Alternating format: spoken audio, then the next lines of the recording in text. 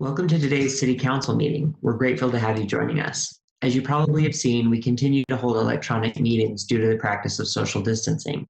Although conducting our meetings electronically is different from our familiar in-person public process, this is still considered an open and public meeting. For the work session, we welcome members of the public who may be watching our usual video feeds on the Council's agenda page, our YouTube page, Salt Lake City Television, or Facebook Live. As many of you know, there is no public comment during the work session, but you can join us for our 7 p.m. formal meeting tonight to share any concerns that you have on any topic or on any item on the agenda. Your feedback is always welcome, and you can reach the City Council anytime by mailing us at P.O. Box 145-476, Salt Lake City, Utah 84114-5476, or by emailing us at council.comments@slcgov.com, or by calling our 24-hour phone comment line at 801-535-7654. We will now move on to our work session items. Our first item is related to updates on racial equity and policing. I will, so for this agenda item, we have Allison Rowland, City Council Policy Analyst, Dante James, our Rep Commission Facilitator, Siobhan, sorry if I pronounced that right. What? Siobhan, sorry Siobhan, our Rep Commission Facilitator, Josh King, our Rep Commission Facilitator, and Larry Schooler, our Rep Commission Facilitator. Mayor, did you want to add anything before we turn the time over to them? Okay, great. Dante, I'll turn it over to you and take us through this. Thank you. And thank you so much for being here, by the way. Thank you, Councilman. It's a pleasure. And council members and Mayor, thank you very, very much for inviting us to offer this kind of update for you. We've had the pleasure of meeting a couple of the council members already and look forward to meeting others of you individually. If you are certainly interested in that, we'd be happy to do that. Again, my name is Dante James. I'm one of the facilitators for the Racial Equity and Policing Commission. My colleagues, Josh King and Siobhan Locke, are based in Salt Lake City. My other colleague, Larry Schooler, is in Texas. I'm in Denver. And so we are really pleased to be working to support the work that you're doing there. Just as a brief intro, kind of overall of our work and entry into this, I think we are now in week maybe 3. The work had already been begun with the commissioners meeting and beginning some of their work before we got here. And we were listening silently before we actually finished everything, before we became the kind of full-fledged facilitators. So saw the work of the commission and then have met with individually each of the members of the commission to get their thoughts, some of the desires, their thoughts on success, what they hope to achieve, and how we can best support their work, because it's their work that they are doing, and our role is to really support them in achieving the results that they're hoping to achieve. The commission was meeting as a whole every week, which we didn't believe was the most efficient and effective way to really try to achieve the successes that it's looking for in addressing various issues of policy, of training, of addressing budget, all the things that are part of the task of the commission. So we put the commission now, we didn't put them, but they have now decided to participate in subcommittees. So now there are 3 overall subcommittees that are meeting. One is the training, that I'm facilitating the training subcommittee.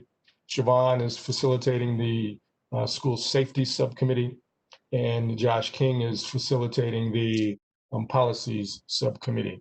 Larry Schooler is our expert in community engagement and is going to be giving you a little presentation shortly about his work in really the best methodologies to engage all of the communities as possible in Salt Lake City.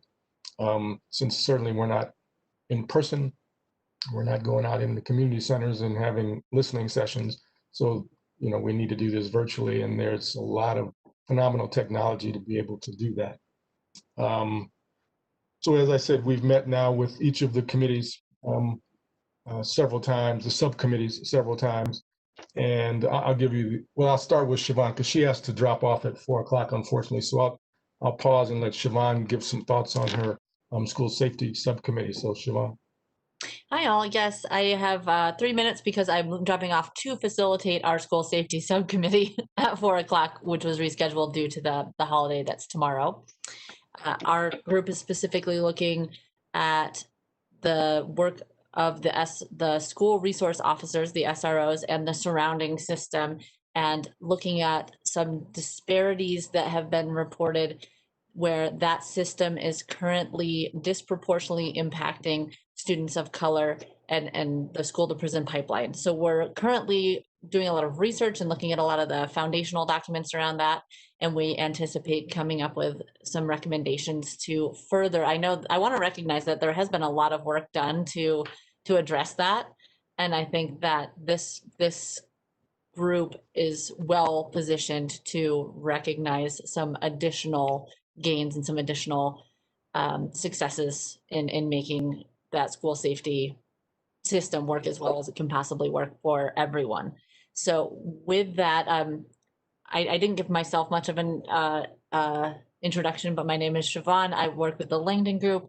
We have worked with the city for a number of years on different subjects, and we are honored that we were given the opportunity to do this work. So I'm now going to drop off and go do that work and leave my colleagues to give you the rest of this update. So thank you very much for your time. Thank you, Thank you. Siobhan. So if I can just back up a little bit, bigger picture, all of the subcommittees are essentially in the information gathering stage, and Josh can talk about his subcommittee as well. The big purpose is, I think the 3 buckets that have been charged are addressing policies, addressing community engagement, and then addressing the budget, which are all phenomenal. But it's about culture change, because you can throw policies at people all day and nothing on the street is going to change. And so how do we begin to really change culture? And that's not an easy task, certainly. And so, it certainly begins in who you hire.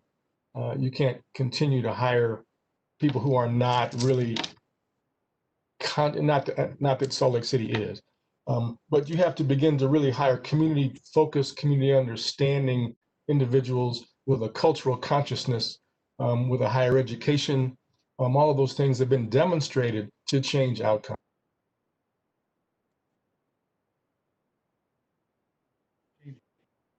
And it's about training, because you do what you train. So how does that training component impact the outcomes for those officers once they get out of the academy? What is the training? How are community members involved in the training? And currently it's our understanding they're not. And so how do we begin to put best practices in place where community members can be a part of engaging with officers in the academy, and then concurrently with in-service training, that ongoing education that police officers undergo on a yearly basis. It's not just a one and done in the academy, but how do we also then influence and continuing the continuing efforts to move this idea of culture change forward. And then it's about the policies and accountability, because you can, again, have policies all day, but if there's no real accountability for them, then what does really change? And sometimes not much. So that would suggest that's kind of the big picture of the approach that we're taking to really affect culture change in the organization. Gathering information at this point to see where we are, because we don't really have the baseline, and we don't really know where we may need to go, or are we doing phenomenally? And so really it's about information gathering at this point. So I will pause and give Josh King the opportunity to talk about his subcommittee and their work. So Josh. All right, thank you, Dante. I'm facilitating the Policies and Practices Subcommittee.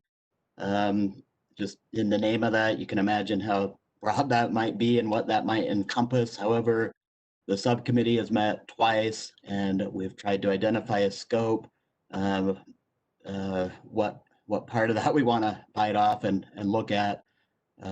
We've identified, the group has identified to focus on 3 areas initially, and those are 1, use of force. section 300, chapter 300, to personnel practices and accountability in the Salt Lake City Police Department, primarily around hiring, which includes recruitment, criteria for hiring, and diversity, accountability, qualified immunity standards and punishments, and then firing and termination.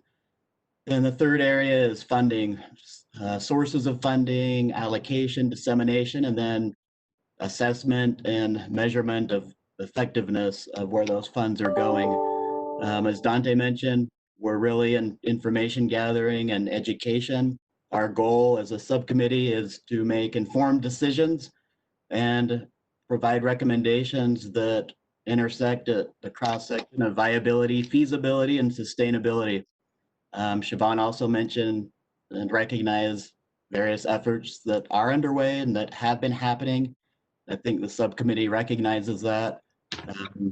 Staff, including David and Mark Cottrell, have been invaluable to this subcommittee to answer questions and provide information and a foundation to help understand so we can make informed decisions. So our subcommittee meeting tomorrow has been moved to Thursday, and we will be diving deeper into use of force and primarily understanding the mayor's executive order issued recently, and then recruitment. And we have lined up several people from the city, the police department, to come and educate us and answer questions, and again, lay a foundation so that we can move forward with some recommendations.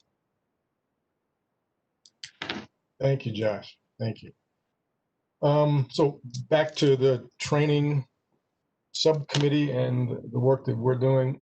Actually, we meet tonight as opposed to tomorrow. Again, we are in the information gathering stage. And also, I'll just say this too, there's the commissioners, the community activists and members who are on the commission, as well as the youth commission members who are phenomenal, are very much community activists, community engaged, concerned individuals, and not necessarily expert in evaluating police policies, procedures, or training. So there's, as Josh said, there's an education component within the work that we're doing. So the training subcommittee, quick background, I know you've read all the resumes and everything else, but I've been doing some version of social justice work for a very long time. I'm a recovering attorney. I was a canine cop when I was in the Army. I most recently was leading the City of Portland, Oregon's Office of Equity and Human Rights, and working with police in the training division was a component of that, and have done it with other departments as well. So we've had the captain overseeing, lieutenant originally overseeing the training division, come and speak with us. She is now the chief's executive officer. So the new one will be coming this evening. So we're just in the information gathering stage. Commissioners are reviewing the 21st report on 21st century policing that was put out several years ago by the Department of Justice, and other informational components of best practices around the country. And so really, as we begin to gather the information on exactly what is within the training division in Salt Lake City, what are those gaps? What might be some of those challenges in change? As I said, how do we engage and involve community members from the communities, be it Native, Latino, et cetera, communities in Salt Lake City, who can be a part of co-training certain components within the training compartment. Training component is an important aspect to this work. The field training officers are those ones who then, once the officers, the recruits are done with the academy, then they go spend a couple of weeks in the squad car with them. And so how is that continuing to maintain whatever the climate and culture is from the department in the academy? So all of that is a part of what we're evaluating and discussing. Our goal overall, each of the committees and the full commission, is to, on a quarterly basis, come to City Council with recommendations and some findings or recommendations to mayor and to council about changes that can be implemented in Salt Lake City Police Department. We are cognizant that you can't just lay a bunch of recommendations on the police and hope that they're going to implement them, because it's not the way it works.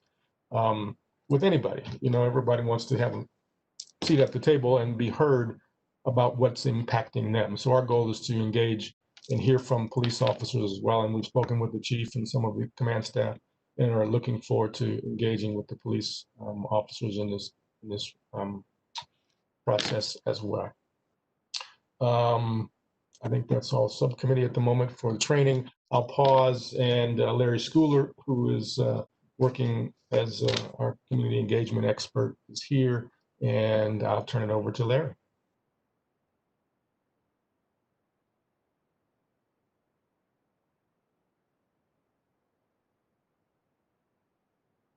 Hello, Larry.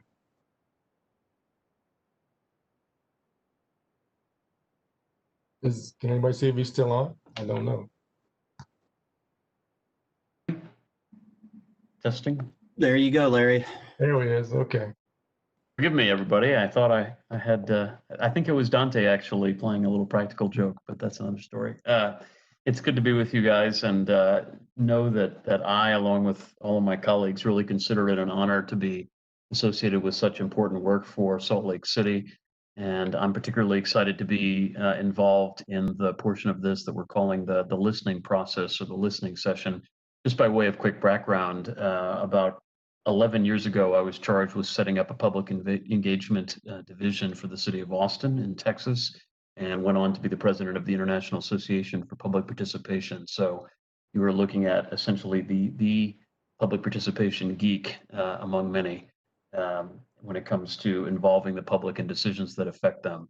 Allison, I had shared with Allison a couple of visual aids, a couple of quick slides, just to illustrate a couple of things as part of my presentation to you all. Nothing too involved, but one of the things that I like to share with folks when we think about listening is to start at a very macro level and understand what our goals are. And in that spirit, the International Association of Public Participation that I mentioned before has developed something called the spectrum of public participation, and you may have seen this before. The idea here is that not all decisions are going to occur with the same level of public involvement. So for example, if you're asking your citizenry to accept a tax increase, you might give them the final say and put that on a ballot. If you are responding to a pandemic, as a real life example, unfortunately, you may not be able to hold public meetings every time you need to make a quick emergency decision as it relates to your response. So as you can see, as you move from left to right on this spectrum, you go from sort of the least amount of public impact on the decision to the most. So inform is kind of just giving the public the information they need. Consult, you get some opinions, but you've kind of got a defined set of options.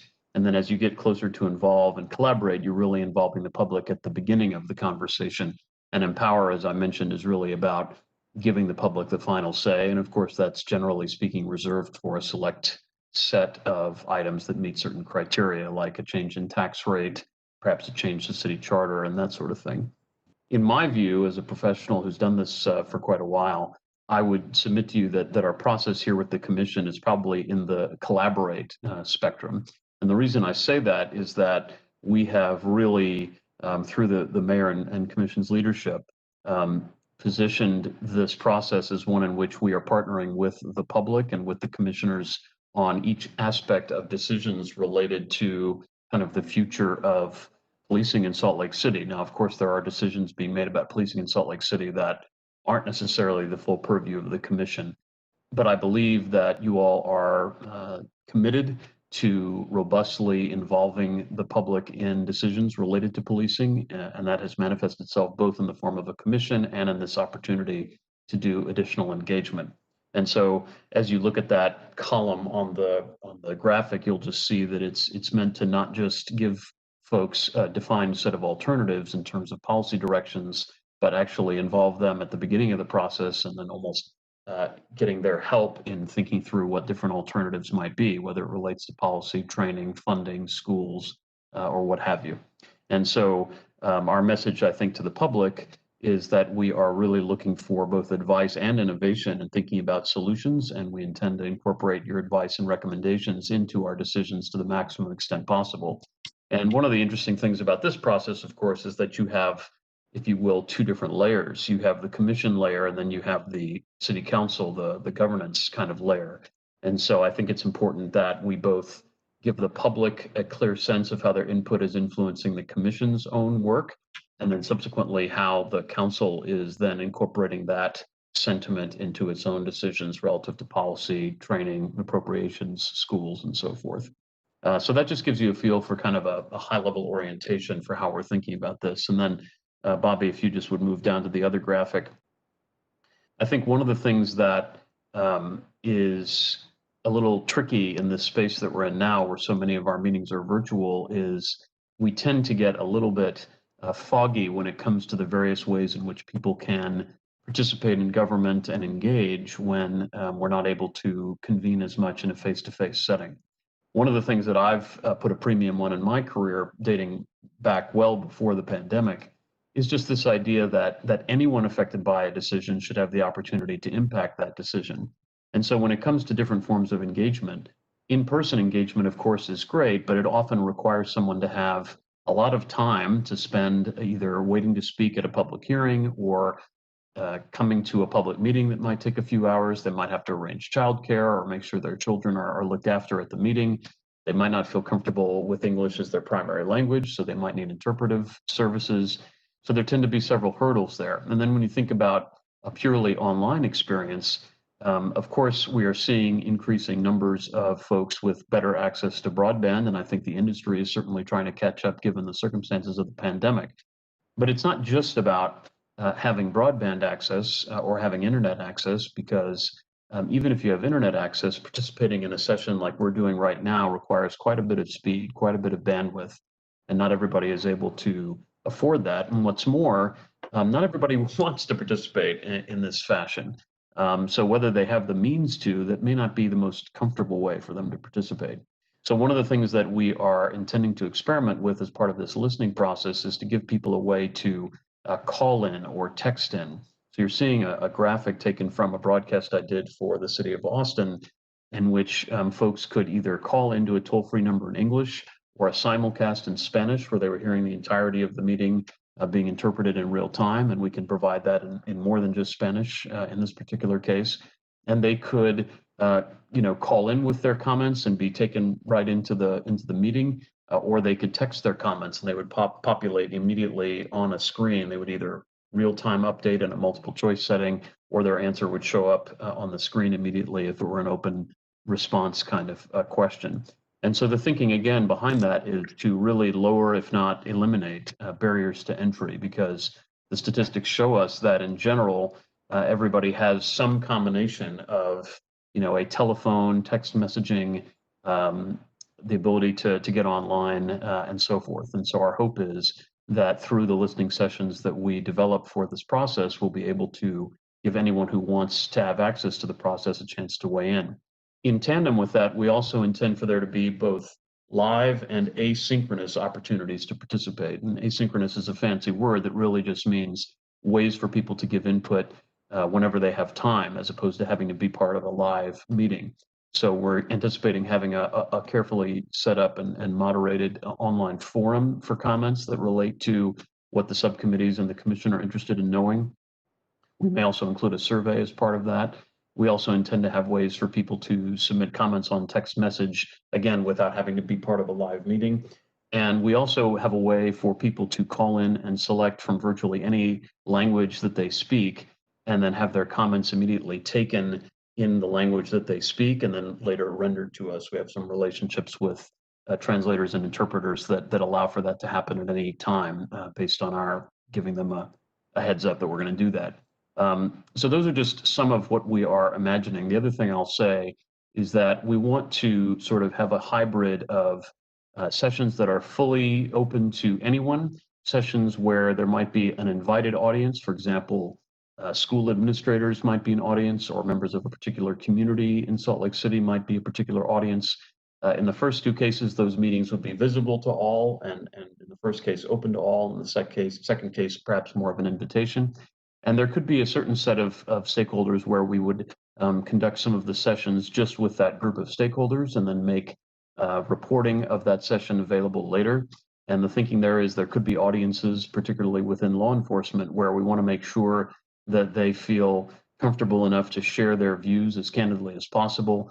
And it may be best to do that in that kind of setting. So we certainly believe transparency is a paramount value, and we would be reporting thoroughly on what was conveyed in all of these sessions, but you might see us propose a slightly different modality and methodology depending on the audience.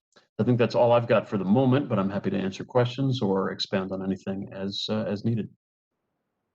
Thank you, Larry. Thank you. Maybe just a final thought before we give it back to you for questions. In terms of racial equity in policing, I don't know that the city has, and I don't know if the city has a specific definition of what equity is, but the definition that certainly I use in the training that we provide is that equity is realized when one's identity cannot predict the outcome. And so until we can make sure that there's no disparities based on one's race, based on one's refugee or immigrant status, based on one's ability or disability, we don't have equity. And so in order to do that, we need to ensure that the culture ensures how it evaluates and looks at what it does and who it does it with. And this is not a partisan issue. Ensuring the safety of all community members, ensuring the willingness of all community members to feel safe and comfortable engaging with the police is not a partisan issue. And so our goal is really to create the best outcomes for everyone, police and community as well, so that Salt Lake City can be that example for the country in how it does this work. So thank you. I think we'll pause and wait for any questions that you may have, because we have a couple asks of you as well. So we'll wait for your questions. Thank you, John. Does anybody have any questions for any of the presenters? Okay, I don't see any. So Dante, go ahead and give us your asks. Sure, thank you. One is simply to, when you're speaking with your constituents, when you're talking with your constituent groups at your constituent meetings, however those happen on Zoom, at your, your Zoom coffee shop meetings, talk about the work the committee is doing and the importance of this commission's work. Again, it's not a partisan issue. So how do we best talk about the important work the commission is doing to make everybody safe in the city of Salt Lake? And that's really the first ask, is that, you can't talk about this too much because it's important work and people are being harmed every day. And so how do we ensure that we're able to communicate the importance of this work? And then secondly, and Larry will follow up on this, I'm sure, is when the listening sessions become solidified, really moving those out to your constituents, because we want to hear from everybody. And you have those contacts and connections within your districts, within your constituents, within all the folks you engage with. And so we would specifically ask you to really move that message out in your newsletters and however else you do that. I would just quickly add to that and say that there could be circumstances in which we'd even like you all to, provide some sort of welcome or other kind of, framing comments at the beginning of a listening session. I think the more that the public sees you engaged in this work, the more likely they're going to want to engage and know that the city is taking their input as seriously as possible. So I would be on the lookout for some invitations, which of course would be purely optional, but should you be able to join us, we would certainly make space for whatever form of participation you would like to have. So appreciate that in advance.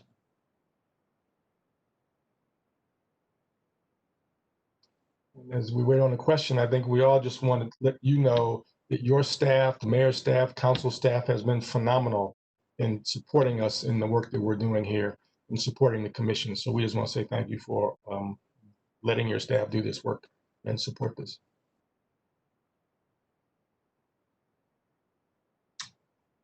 Thank you, Dante. And as I said to you in our smaller meeting, I'm really impressed by the groundwork you guys have already done, and I have every confidence in you guys going forward. So we're really glad to have you. Are there any other questions from council members? Okay, well, thank you so much for your time and your presentation today, and we're excited to have you back in front of us again soon. Very good. Thank you. Thank you very much. We appreciate it. Pleasure. Pleasure. Thank you.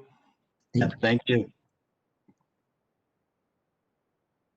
Okay, we'll move on to our agenda item number 2, which is updates relating to the mayor's proclamations declaring local emergencies for COVID-19, the March earthquake, and the windstorm. And joining us for this, we have Mayor Aaron Mendenhall, Rachel Otto, Chief of Staff, and Lisa Schaefer, the Chief Administrative Officer. And I think the mayor is going to lead us through this discussion. So go ahead, Mayor Mendenhall. And I will do my best to do so with brevity, as I know your time is limited. The COVID situation right now is pretty dire. Our 7-day average positivity rate in Salt Lake County is 24%. So that means at least 1 out of every 50 people in the county has the disease active, but they may not be exhibiting symptoms. Positivity rates in the Native Hawaiian and Pacific Islander community has also grown, and it's grown by 30%. And as you know, the governor issued an emergency declaration on Sunday night and enacted some additional restrictions on masks, social gatherings, and events and businesses until November 23rd. Yesterday, we received some guidance from the state regarding local enforcement of violations of that public health order. So while the enforcement of the mandates will be left up to local jurisdictions, our state partners, including the Department of Workforce Services and the Department of Public Safety, are encouraging enforcement, and they offer their support with any action that we take at the local level to ensure compliance with these state orders. Our website has had, since early on in the pandemic, a page regarding how people can report violations of the orders, and that page is still active. I'll put the link to it in the chat in just a moment. Moving on to homelessness, a quick community commitment program update. Happy to go into depth, of course, at any time. The first area that we approached for 3 weeks of intensive outreach, as you know, was 7th South, and it was between October 15th and the 23rd of October. The CCP team of partners, of which there's 17 total entities, and that's a growing relationship, actually. They interacted with 178 unique individuals. And of those, 120 placement offers were made to 90 people. So obviously some people had more than one placement offer made. CAN just released a report on the Homeless Resource Center's neighborhood action strategies, and I will put a link to that in the chat also when I'm done. I'm happy to tell you that report and the strategies is published online. I think Rachel's going to help me put it in there now. The plan that's on there offers information about the homeless resource centers, the resources that are available to the community, and many of the strategies for the neighborhoods accepting the homeless resource centers. I want to thank the HRC operators, Central City and Ballpark Community Councils, and city staff for how collaboratively they work together to draft that plan. We really are committed to being a proactive partner in working toward implementing the recommendations from that plan to support successful neighborhood integration, which could mean transportation improvements on 300 West, lighting, and other things. And then quickly, the winter shelter update. The Salt Lake Valley Coalition to End Homelessness has identified 2 preferred locations for overflow shelters. And the coalition and the provider, which would be Switchpoint, are in contract discussions right now with the owner of one of the facilities that they hope to have operating by the end of this week. The use of the second facility is still being discussed with the owner and the municipality in which it lies, and that second facility would require some municipal action.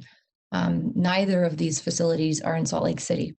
And with both facilities operating this winter, fingers crossed that they'll be able to get them both online, there would be approximately 200 beds added to the overflow system. And as you know, and thanks to you, back in January when we opened the Sugar House temporary shelter, we were capping off around 140, sometimes 150 beds. So this is a larger opportunity, and it's largely non-congregate care facility. So it's not warehoused. These are separate rooms for each person or couple. And I know that there were some questions submitted to us. We provided answers in writing, but if you want to go into any of those questions we submitted, Rachel and I are ready to take them. That's all, Mr. Chair. Thank you, Mayor. Can you say what is that statistic called that you started out with that says that it's estimated that 1 out of every 50 people is carrying the virus? I don't know that's not one that's on the state or the county's COVID dashboard, but it's one that's been shared. I heard it first from the University of Utah Chief Medical Officer, I believe, at the press conference that we held a couple of weeks ago, and it's been reiterated since then. He said 1 in 50 Utahns has an active COVID case back when we had 1,900 cases as our top. And as you know, we've gone well beyond that, and that number seems to continue to climb. So our likelihood of contracting the virus, or at least coming into contact with someone who has an active case, has never been higher in the history of this vaccine, or the history of the pandemic so far for Utahns. Wow. Does anybody have any questions for the mayor or any of the information presented? Councilmember Romano? Thanks, Mr. Chair. Yeah, Madam Mayor, I was wondering about, I appreciate the reference to the Homeless Resource Center neighborhood action strategies. And I was wondering what we can do as council members that may represent those neighborhoods to help implement those things, and what level of outreach you might need in order to figure out which of those strategies need to take precedence and need to happen first, and how we might help support those neighbors. I'm really grateful that we're looking at those things, and I'm hoping I can do anything to support that. I really appreciate that, and I know that our team does as well. Could we offer to set up maybe a small group meeting with you and Councilmember Valdemoros if she's interested, and obviously any other council members, and probably Blake Thomas, Director of Community and Neighborhoods, and there may be a couple of other people, so that we can flesh out there's probably various funding opportunities or funding streams that we could look at using. Can we get together about that? Please, that would be fantastic. Thank you. Thank you.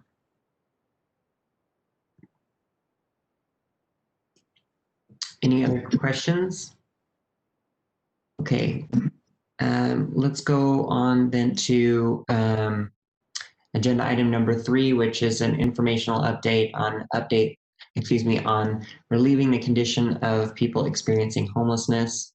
And I believe, Mayor, you're going to take us through this as well, but we also have David Litvak, the Senior Policy Advisor, available, and Lonnie Eggerson-Goff and Michelle Hoon from Community and Neighborhoods.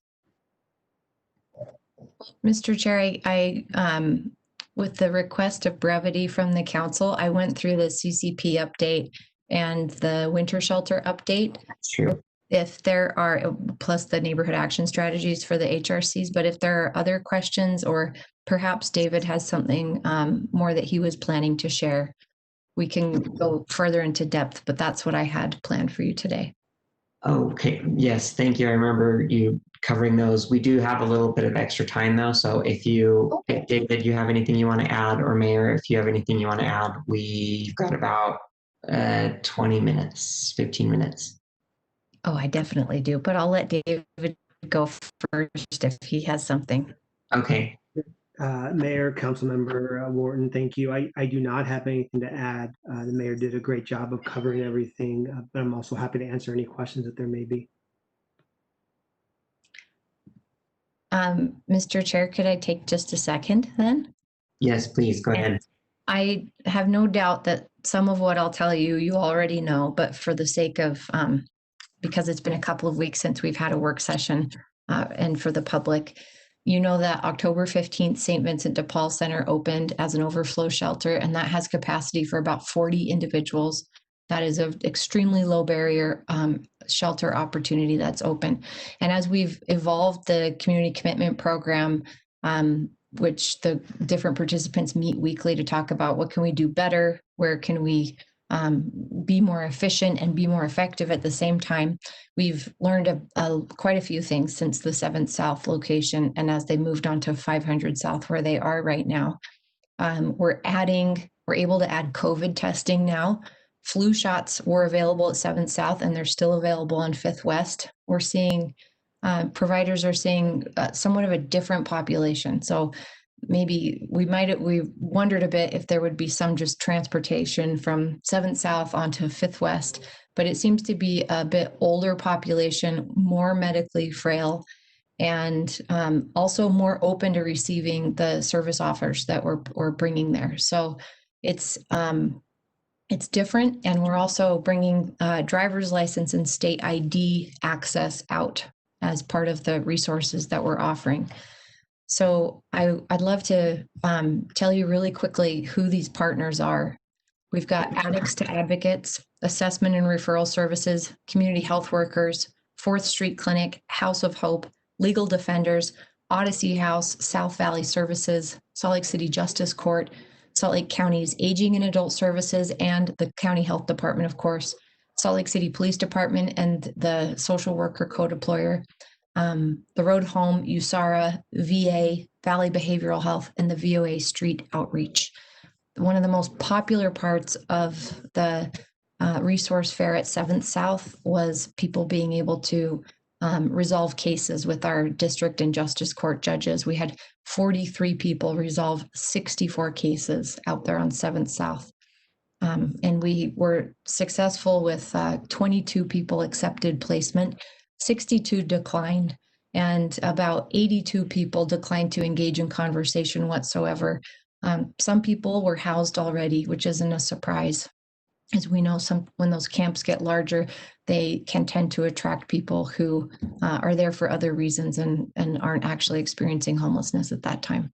So there are agitators at 5th West that are making the work at the current location more difficult.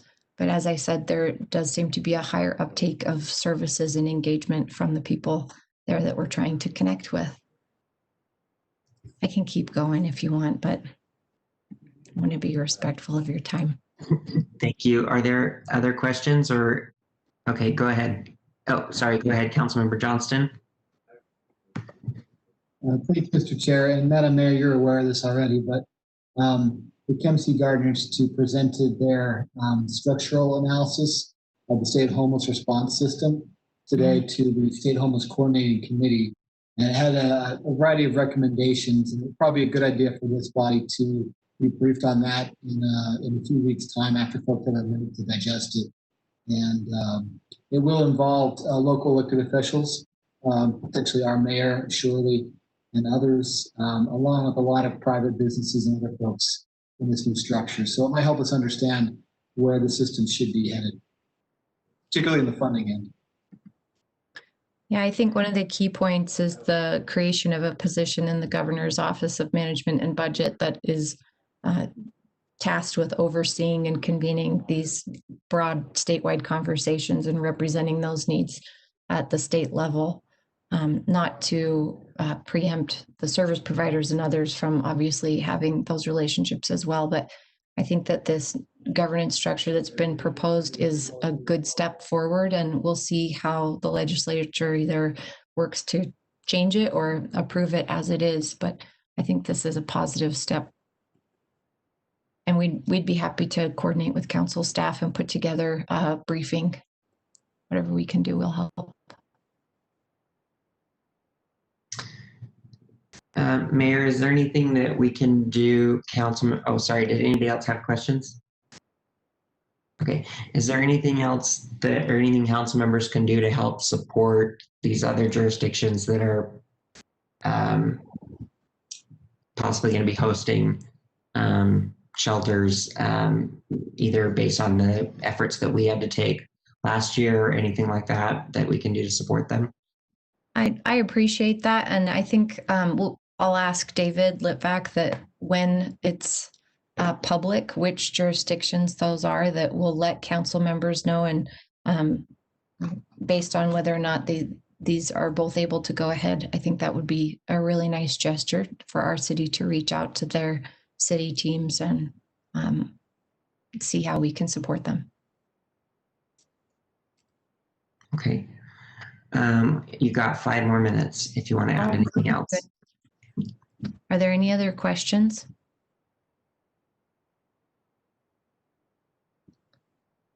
Doesn't look like it. But yeah, go ahead. I wanted to mention, and you probably are aware of this already, but there are 80 motel vouchers that we've been working to make sure that women or couples are available, that they're available to them, because one of the things learned from the 7th South location is that with several of the cases where we made an offer for shelter or a motel, actually not for a motel, but shelter or other type of bed, that those who declined, there were several who were coupled and unable to remain together in that shelter location. So there's been some prioritization of the motel vouchers. Again, there's 80 beds through that currently. And the Stay Safe, Stay Home motel, it now has a little bit of additional capacity. They had some health and safety issues, bed bugs, and a couple other cleaning needs with several rooms, and they've been able to address those. They added 15 beds back. So now they're back toward their 130 total.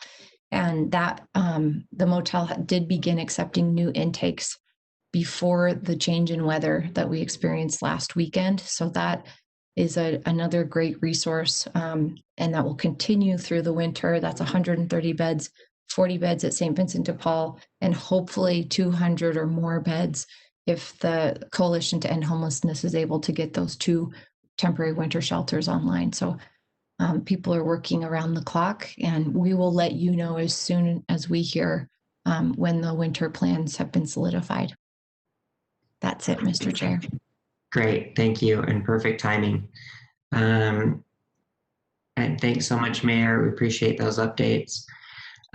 We will move on to agenda item number 4, which is a resolution for the 2020 Salt Lake City Water Conservation Plan. And with us, we've got Sam Owen, the Council Policy Analyst, Laura Briefer from Public Utilities, Jesse Stewart from Public Utilities, Stephanie Dewar from the Water Conservation Manager, Keith Larson, the Engineer, and Tamara Prue, Water Resource Manager. All the water people, come on down or in.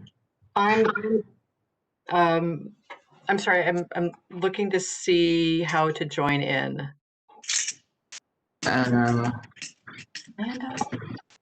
Bobby will move Stephanie from the attendee list up to panelists, and that will work.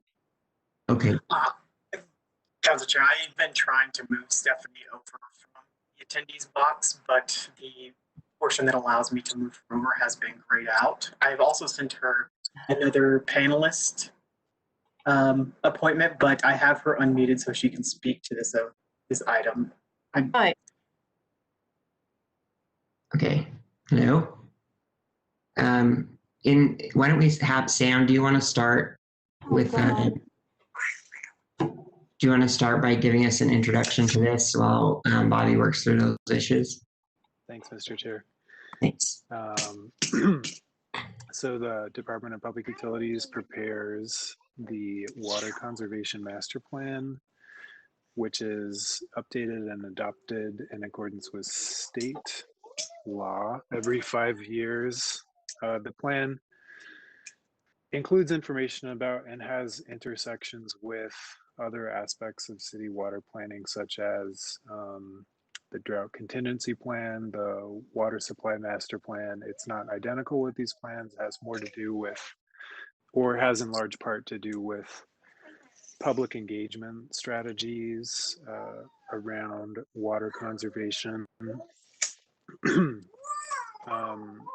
To that end, the strategies, I think, have been pretty successful over the last 20 or so years. Outdoor water use has decreased significantly since 2001 in the Salt Lake City Public Utilities water service area, which, as you know, goes beyond just Salt Lake City. So the water conservation master plan does have implications for the entire service area and not necessarily just Salt Lake City residents.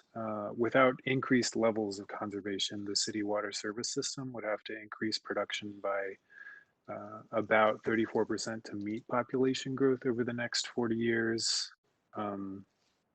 The water supply experts can speak more to this, but that would put the city very close to the outer bound of the water capacity supplies that are expected to be available over that period of time. So water conservation is very necessary for this water service area, but like I mentioned earlier, that's not predicated based on the history of water conservation efforts in the city's water service area. That's not necessarily bad news because water conservation historically has gone well. Water conservation goals for the Salt Lake City water service area are often more effective, more conservative than even statewide strategies, and a comparison of water conservation trends in the Salt Lake City service area versus various conservation goals by water service and regulation entities in the region and state. That's on page 4 of the staff report. If council members or public want to get an understanding of how the efforts are going, how they trend in the Salt Lake City area versus expectations at the state and regional level. So the plan is on for a work session briefing tonight, Mr. Chair. If the council is good with the timeline based on the information and questions presented tonight, there could be a public hearing as soon as December 1st, and the council action, potential action might occur as soon as December 8th.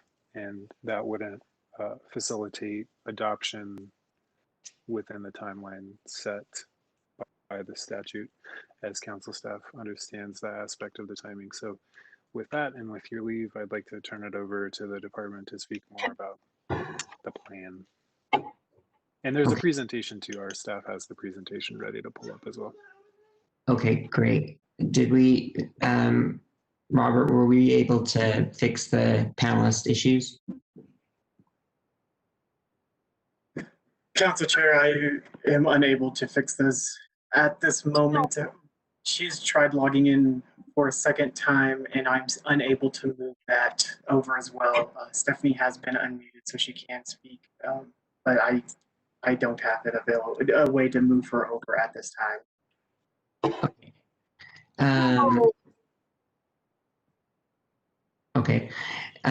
Can Stephanie, will that work if you can? Well, I'm not sure who's giving the presentation, but are we able to work with what we've got, or? Stephanie, you are unmuted now if you'd like.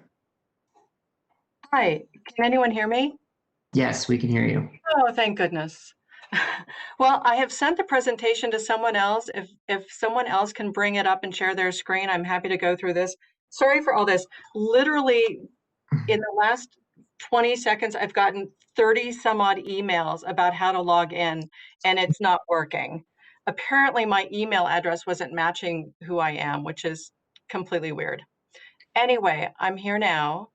Thank you. All, and hi, thank you for your patience. So I'm Stephanie Dewar, the Water Conservation Manager, and I'm feeling just slightly incompetent at the moment, although at Water Conservation, I know my stuff. So if I'm not technologically savvy with WebEx.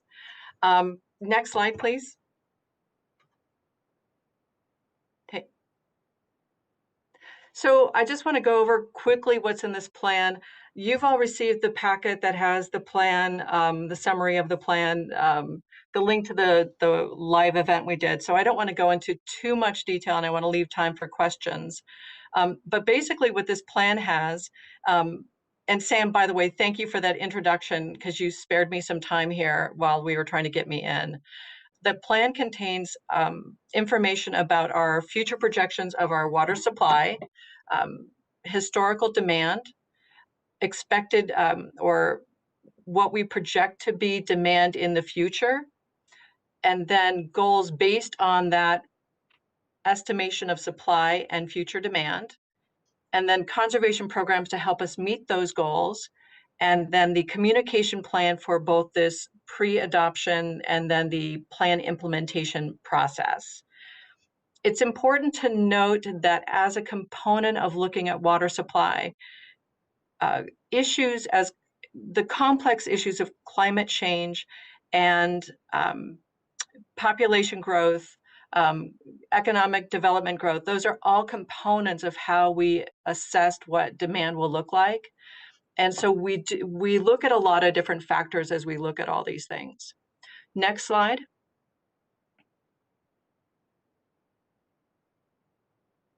So this is just a reminder that recognizing that Salt Lake City Corporation has its own geopolitical boundary, Salt Lake City Public Utilities delivers water outside of that boundary. So this plan addresses all of our water customers.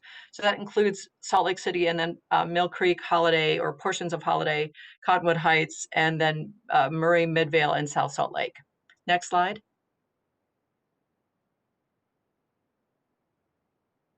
So chapter 1, now each chapter has these highlight boxes and they're all included in the introduction for easy viewing. Supply and demand, it looks at our reliable supply based on, we look at historic dry years because we want to make sure that as we look at what water we have available, that we consider low water years and not high water years.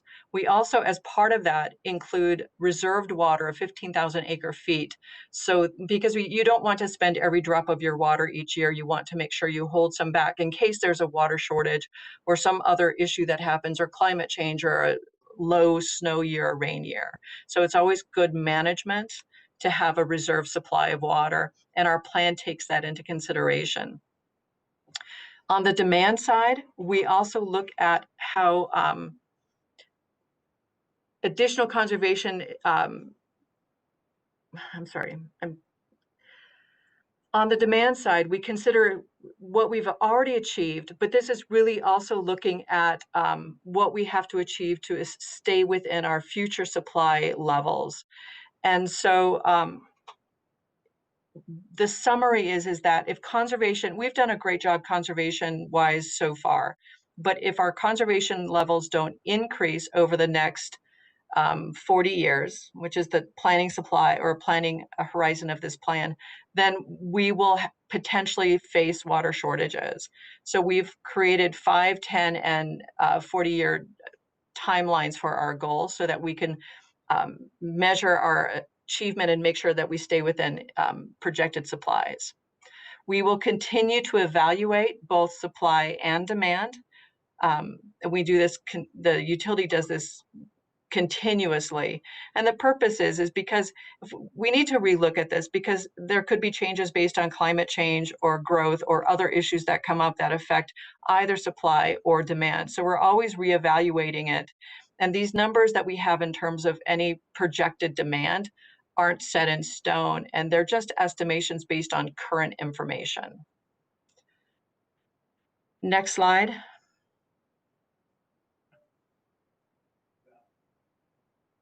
When we look at demand, it's important that we look at demand from, it's important that we look at demand not just from the perspective of residential water use. We have a lot of different sectors that we consider, including residential population, industrial use, indoor and outdoor use. And so we look at demand in each of these different groups because their characteristics and habits of water use are all different. Next slide. It didn't work. When we look at historical use, since 2001, we've reduced water consumption within our service area by over 27%, and this is in total demand. And this is very impressive, given that most of our water use reductions have been based on volunteer action, and then some regulatory encouragement by way of the EPA WaterSense programs that require improved efficiencies on a variety of fixtures. But we've 27% over the last 19 years in effect is quite important. As important, and something that doesn't get discussed is it's not as commonly thought of, maybe, is the reduction in peak day demand. Now, peak day water use is the volume of water we use. It is in a single day. That's the highest volume of water that day of the year. So it's typically the middle of July to early August. It's the hottest day. It's important that we measure this because this is the capacity at which we have to build our infrastructure to meet water demand on that day and be able to potentially fight fires or meet other demands that are unanticipated. Over the last 20 years, we've reduced our peak day demand by 31%. This has actually saved the utility money in infrastructure costs in that we have been able to stay within existing capacity in some regards in terms of pipe sizing and things like that, and not had to upsize. So conservation can save tens of thousands, even millions of dollars in terms of capital improvements. Then finally, as a community, we've saved as an average each year 16,000 acre feet of water. Now, this is averaged over the last 19 years of the total volume of water we've saved. And so 16,000 acre feet of water is a significant volume of water. And it goes to show that we have made great strides in achieving our conservation, looking back, but it bodes well for our ability to meet conservation demands in the future. Next slide. This is just sort of a summary of all these different classifications and subclassifications that we review when we look at both historical demand and projected demand, and as we consider establishing goals. So again, it's not as simple as saying we have a business or a family household. We have duplexes, triplexes, hotels, restaurants, hospitals, churches, schools, all manner of industry. And we consider water use through all of these different customer classifications and subclassifications. And they're very different. So it means that there's no one solution to our future conservation, to achieving our future conservation goals, but we have to consider it across all these different water use categories. Next slide. So in establishing our water conservation goals, we take into account the water supplies as described in Chapter 1. Now that information comes directly from our supply and demand study that was finalized in 2019, and then also the major conveyance and storage study that was done this year. And so that's all based on engineering and modeling that from previous studies that are fairly recent. We also, when we look at our goals, consider all the other the goals and metrics by which we're measured, including the Utah's new regional conservation goals and goals established by the Central Utah Project as part of our contractual agreement for purchasing water through that agency. Now, in order to sustain our current and future water supplies over the next 40 years, we'll need to reduce water use by 16,100 acre feet of water each year. So basically,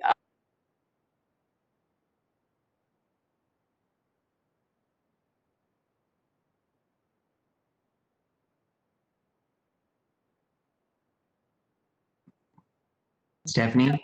yes. Okay, we lost you for a second. You're back. Oh, okay, good. We need to reduce our annual water use by 16,100 acre feet. Now, this is over the 40-year planning window. So we're, as part of the conservation plan, we established 5, 10, and 40-year goals so that we can monitor and track our progress in achieving our goal. And these goals may also change as we continue analysis of supply and demand. We placed a survey on our conservation webpage for folks' reactions to the plan. And there was concern that the goals aren't stringent enough. But keep in mind that the goals are based on actual, on estimates of supply. Should those supply estimates change or demand change or population growth or climate change any of those factors, then of course these goals can be revisited and reestablished. And this conservation plan is updated formally every 5 years. So there's ample time to make sure that we establish goals that help us achieve our future conservation needs, stay within our projected supply, our supply level. Next slide. I wanted to share with you what we've achieved so far in terms of conservation goals. Now, this is kind of a complex, I mean, it's not a complex table, but there's a lot of lines on it. What it shows, though, is the top blue line refers to the ULS conservation goal. Now, that's a goal established by the Central Utah Project as a contractual obligation when we purchase water through that system, and it guarantees a certain price of the water we pay through the CUP. Achieving that goal then has benefit to the utility and to its ratepayers. The other goal is not a mandated, and that's not a mandated goal, but it's a contract. It helps us improve our pricing.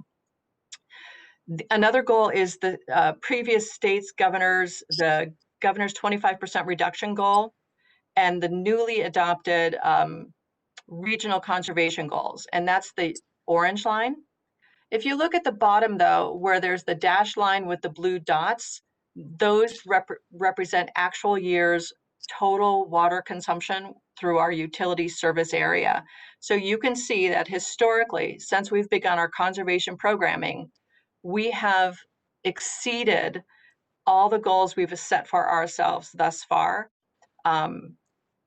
which is quite impressive. Thank you. Thank you, Chair. Next slide. This chart shows a couple of different things. If you look at the dashed line at the top, that is our historical water use. It's sort of divided into outdoor and indoor use, and that's an assumption we make based on analyzing water use patterns over certain months. The solid line is where, or the solid block of color is where we are now. And the solid line below that is the goal.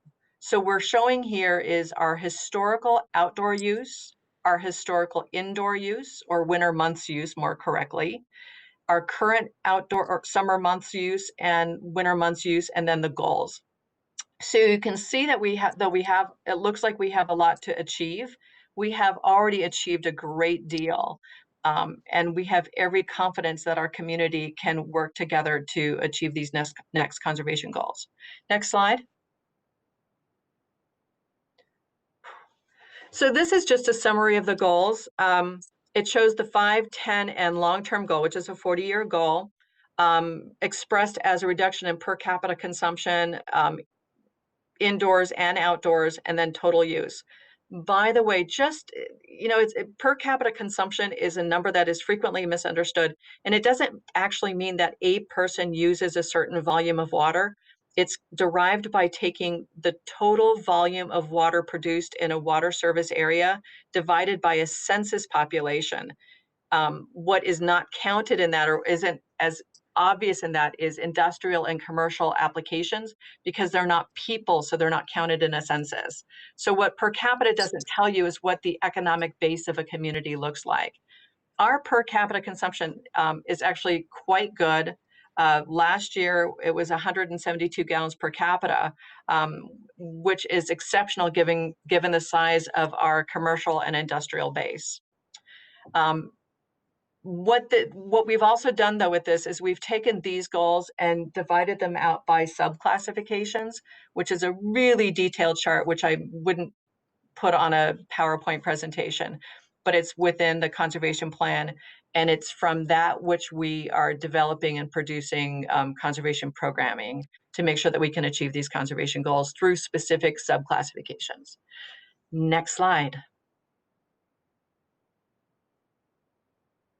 So when we talk about conservation programs and practices, it's important to understand how we pick those programs.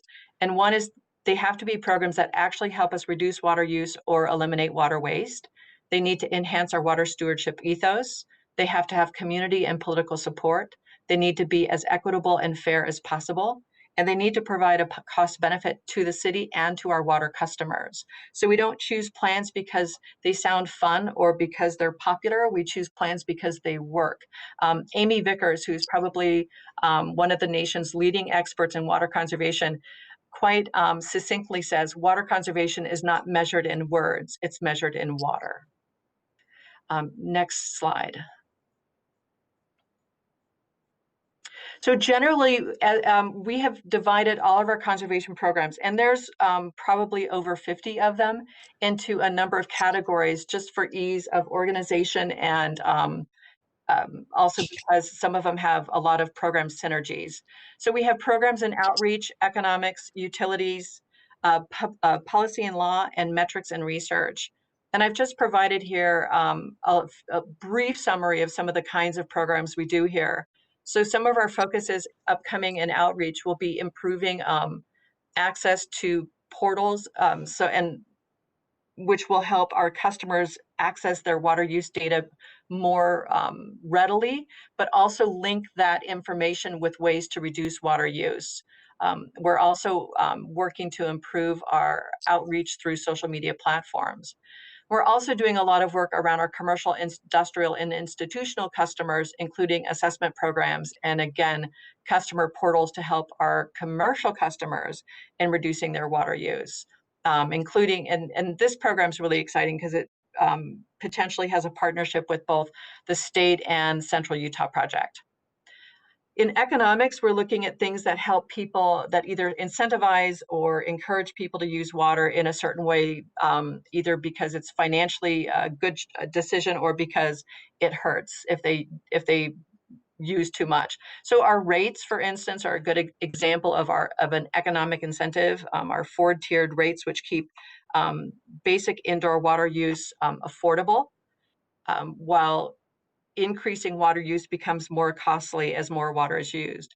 Some of the programs we're looking at in this category involve rates and rebate or rebate and incentive programs with emerging and existing technologies, including rain sensors, efficiency nozzles, irrigation controllers, and some improved turf species varieties. We also want to review and evaluate the rate structure, which we do on a regular basis, to ensure fiscal stability, water use management, and equity and fairness. Utility programs focus at public utilities directly in terms of what do we do internally that help us be the leader and model good water management practices. And so some of these things might include, we're doing property upgrades right now to improve irrigation efficiency and landscape choices so that our water use on our properties are reduced. We're also looking at conducting a infrastructure audit using what AWWA is, the American Water Works Association M36 protocols, which are guidelines for conducting water audits that include infrastructure and meter evaluation in terms of the utility itself, not meters out in the community, but how we measure, monitor, and account for our water. Policy and law is a variety of topics that have to do, we have many that are existing in terms of existing landscape codes and things, but it helps us to institutionalize better choices. So as the community moves forward in conservation, improving our codes so that they reflect and continue to encourage good choices helps us keep moving forward with our conservation efforts. And finally, in research and metrics, this is how we know that what we're doing works or what works best. And part of our research right now is developing meaningful benchmarks and for program effectiveness, but also we're doing really exciting work with weather stations, a program called Water Maps. This is where Water Check falls under. You might have heard of that, which is where we do irrigation audits, and a number of other programs, including our CII, our commercial, industrial, and institutional analysis research work falls under this category. Next slide. We have a lot of resources available to our customers, both residential and commercial. This is just a few examples. Next slide. The last chapter of the plan is public outreach and communication, which was revised to address issues around the COVID-19 pandemic in terms of how we meet with the community. We had a live Facebook event, which has now been viewed over 2,100 times. We have a website that provided, we've had over 500 comments on our survey or responses to our survey. We've sent out, you folks helped us, the council helped by sending out messages about the website and the plan review through your newsletters. We've sent out emails. We've sent out information to community councils and to our members, our partner cities. Next slide.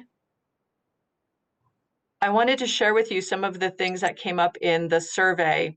So we've had over 523 responses. Some of the comments are listed here. And it was really nice to see how the thoughtful questions and responses people had regarding the plan and programming. And we had a lot of folks also sign up for some of our programs, which is exciting because it's always good to get more people engaged in what we're doing with water conservation.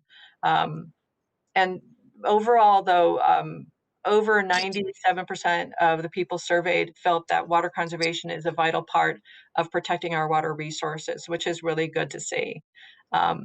Next slide. And I think that's it. Are there any questions? I'm so sorry this kind of started off a little scruffily, but thank you for sharing your screen, whoever did that. And can I answer any questions? No problem. We're all trying to scramble to figure out how to do these meetings now, so it happens. Do council members have questions? Councilmember Dugan. Thank you. That was a wonderful presentation. I really appreciate that. You know, water is our life here, and especially living in the desert. And one question I have is on storage capacity. You know, you have 2 bad years of drought, and the next thing you know, that 16,000 acre feet is dwindling down to zero. Has there been discussions or ideas about additional storage? Because how many, just for people to get their minds on that size? Well, all the supply and demand study and the first chapter of the conservation plan provide a great level of detail on all of our storage. And the supply and demand study went into detail about what we need to do to address future storage. And I know that the utility is in the process of reviewing some opportunities. One of the things we're looking at that is very innovative, and it's a partnership with Metropolitan Water District of Salt Lake and Sandy City, is aquifer storage and recovery. And what this would allow us to do is in high water years or high flow years to refill the aquifer, which is a wonderful storage facility because it has little disruption, and then be able to pump out during lower water years, which would help a lot with capacity of future storage. It would also help with issues around climate change that are affecting the changes in the hydrologic patterns. So right now we're getting our rainfall and snow melt earlier in the season when we might not be using it as much. So being able to recharge aquifer storage or utilize aquifer storage would help us in that regard. I'm happy to share with you details from the storage, the supply and capacity. Oh, there's Laura. She can answer some of those questions more directly. Thank you. Councilmember Dugan, you asked a question about just sort of envisioning the quantity of water in our reservoirs. Our predecessors in Salt Lake City made a great decision by joining in with Metropolitan Water District of Salt Lake and Sandy into the Provo River project. And Deer Creek is one of those storage facilities that provides us several years of insurance during drought years. And the Deer Creek reservoir capacity is 100,000 acre feet, just for reference. Thank you. And one more question, Mr. Chair, on use of brown water or non-potable water. Is that throughout the irrigation? Is it throughout the city, or is that limited?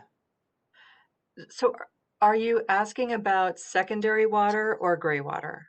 I guess it's more gray water, but is that in this equation that you have? It is. So there's two different types of, there's a number of different supplies or sources of water that reference the level of treatment water received. So most of us receive culinary water. Secondary water, which is water that flows through irrigation ditches, which isn't treated. The issue with that as a conservation measure is that is the same source of water as our culinary water. So secondary water is not a conservation measure. It's just literally just turning on a different faucet with from the same storage supply or the same source. When it comes to gray water, which is water that is used on site, but that is not treated. So say a homeowner or a business that is reusing water that they've used from their own tap before they discharge into the sewer system. The issue with that is there are potentially bacteriological and pathological issues with the water in terms of, well, bacteria and pathogens that could affect public health, but also soil health quality. And some communities that have used gray water have rescinded gray water rules. And the reason it works in some communities is gray water, say if you were back east where you have acidic soil, acidic water, high rainfall, and a lot of organic content and microbial activity in a soil, the bacteria and pathogens in water that is in gray water is broken down, and the potential negative impacts are minimized. Our area, we have alkaline water, alkaline soil, little or no rainfall, almost no microbial content in our native soils, and very little organic matter. So you don't have any of those decomposition processes that are happening. And so the bacteria and pathogens and salts in that water stay in the soil surface and can potentially have a negative impact to plant and soil health. Wow, thank you. You're welcome. Good question. Councilmember Rogers.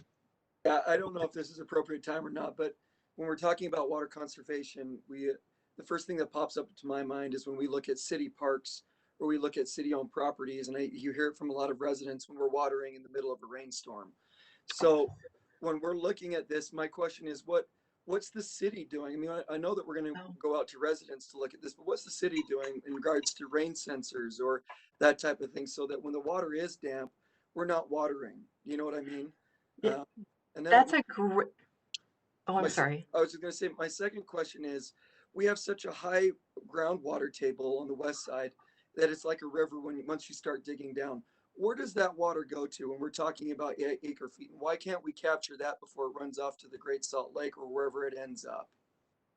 So I'm going to answer the first one. Laura or Jesse might be more qualified to answer the second part of your question. So as far as what city properties are doing, our conservation plan does address programs with city properties specifically. I'd like to take a moment to share with you one of the things we're doing currently. We've been working with the Salt Lake City Golf Department over the last 2 years to trial alternative turf varieties for both naturalized areas and rough areas at the golf courses, and emerging technologies that help them reduce water consumption. And the golf courses have done a great job. They've actually reduced their water use by nearly 25% over the last several years. One of their challenges is irrigation systems that weren't designed to be efficient. If we've done mapping of our golf courses, for instance, and golf courses might have as many as 6 different turf types that have different play use and have different water demands. The irrigation systems, though, are designed to water broad areas and not by turf type. It's really difficult for them to optimize efficiency. So one of the things we could do in the future is work together to apply for grants that might help them improve their irrigation systems. But they work hard to manage that. As far as rain sensors, we have money in our budget this year to start a rain sensor rebate program. And certainly city properties could also participate in that potentially. And part of it was finding a high quality rain sensor. A lot of them don't work very well. But we have identified one with some assistance from USU that is really quite an exceptional device, and it actually has a 3-day rain delay. So it's a really good choice for us, and we'll be looking at having that launch this spring. Now, are we going to do, like you said, you're going to go through a trial period. Are you going to do that with city-owned properties first before we go and try to pitch that to the residents? We could do it with any number of properties, and so city properties are also customers. So I don't know why we couldn't do it. We haven't. We haven't finalized the scope of that project, and many city properties, because they have smart irrigation controller technology, should already have rain sensor devices in place. If they don't, I'm happy to work with parks, golf, and facilities to identify which properties don't and help them get the technology that they need. But their smart irrigation controller should already be, should contain some of those. That's what smart irrigation technology is smart controllers are supposed to respond to weather and climate conditions. But I'm happy to work with them to identify properties that don't and help them get the technology in place they need. I appreciate that. Oh, sure. Thank you. And then the groundwater question, Laura. Oh, yeah. Okay. With respect to shallow groundwater, you're correct. There is, especially on the west side, a pretty high water table. One of the challenges with putting that water to use for landscape or drinking water is water quality issues. That shallow groundwater tends to be high in chlorides and other compounds that make it very difficult to use. Another issue too is water rights and appropriation. There's a sustainable yield that is set in our groundwater basin. The groundwater basin is currently over appropriated, and thus the state engineer has conducted their water right adjudication of much of the area. And then finally, there is quite a lot of discussion right now about beneficial uses of groundwater and surface water actually benefiting Great Salt Lake. And one of the concerns is Great Salt Lake is shrinking. So Representative Hawks and a number of other stakeholders, including the Audubon Society and the Nature Conservancy, other municipalities, and other state agencies, the Division of Water Quality and the Division of Water Resources have actually been participating in a number of stakeholder groups related to maintaining or improving flows to Great Salt Lake so that we don't have like an RLC situation and the negative impacts of that. And so part of Stephanie's wonderful conservation plan also recognizes other values and benefits with respect to saving water. And I think that's really important in terms of the ways that we balance stewardship of these water resources for multiple benefits. Great question. Yeah, I understand all of that, but I always feel like we take a step forward and 2 steps back when we look at, you know, with the new sewer treatment plant, when we're eliminating all of the things that the brine shrimp really thrive off of out at the Great Salt Lake, right? And we're eliminating that completely. So we're going away from one thing to do another. And so that's just my question. I'm sorry, my voice is about to throw up on me again, but so that those are really my questions. And I just had a follow-up in regards to the park strips. You know, that's another thing where people are always constantly asking, well, what can we do about the park strip? I'm tired of watering it because it waters my sidewalk, it waters the street, and it doesn't really water the grass like it should. So is that something that we're going to be coming forward with Stephanie in some sort of water conservation effort to change that ordinance for the park strip? Well, one is we do have in the plan, it's time to review all of our codes that have to do with water conservation, whether it's landscape aspects or any other aspects that might affect how people use water, impediments or barriers. When it comes to park strips, currently our landscape code does not require turf. It doesn't require turf either in the park strip or in a front yard. It does require that 1/3 of the area be planted, but that could be with low water plants.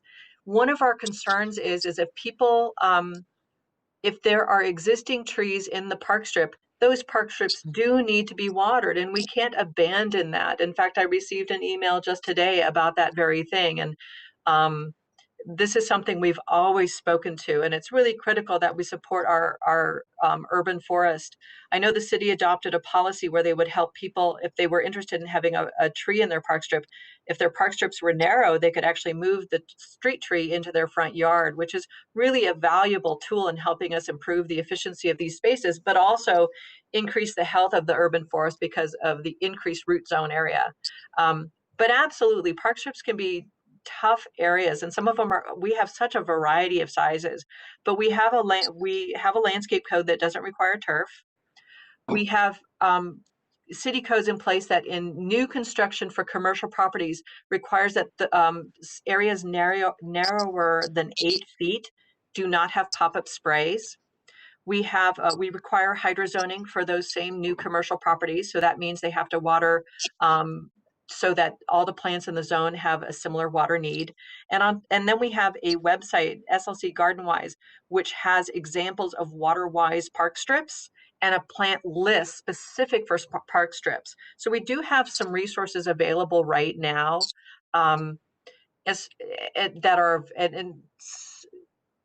yes, we have a number of resources available.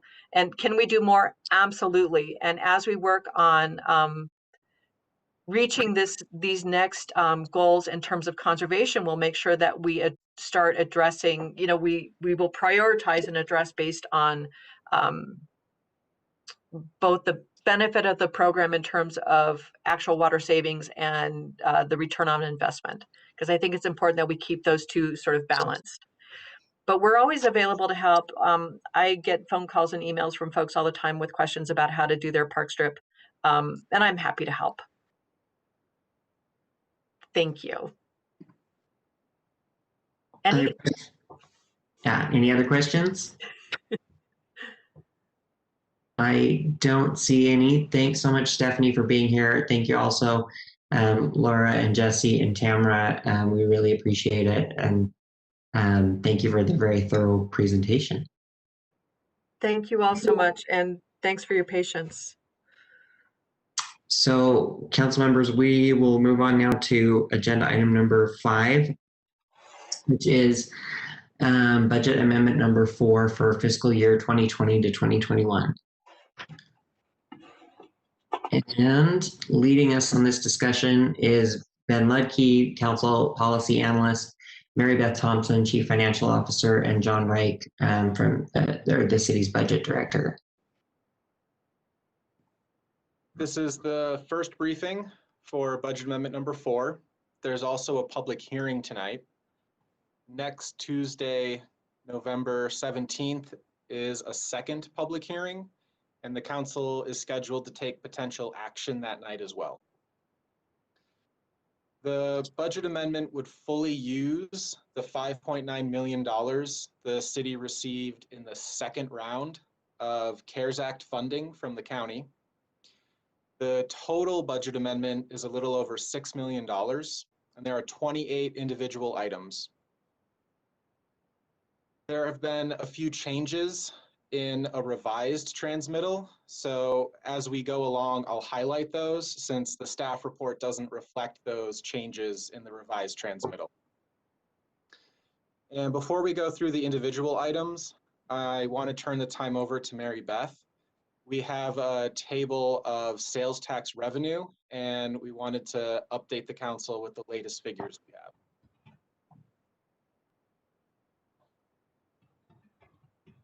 have. Good afternoon, council. I think I have a screenshot that we can share with you. Yep, Robert's sharing it now. So we spoke earlier last budget cycle about us updating you on sales tax information and where we see sales tax at. So currently we have only received 2 months of sales tax. That would be July and August, excuse me. Those were received in September and October, but remember that we back post those for July and August because of that's when the sales tax occurred. You can see that both of those are a difference, a small decrease, but that's a decrease from actual to actual, not actual to budget.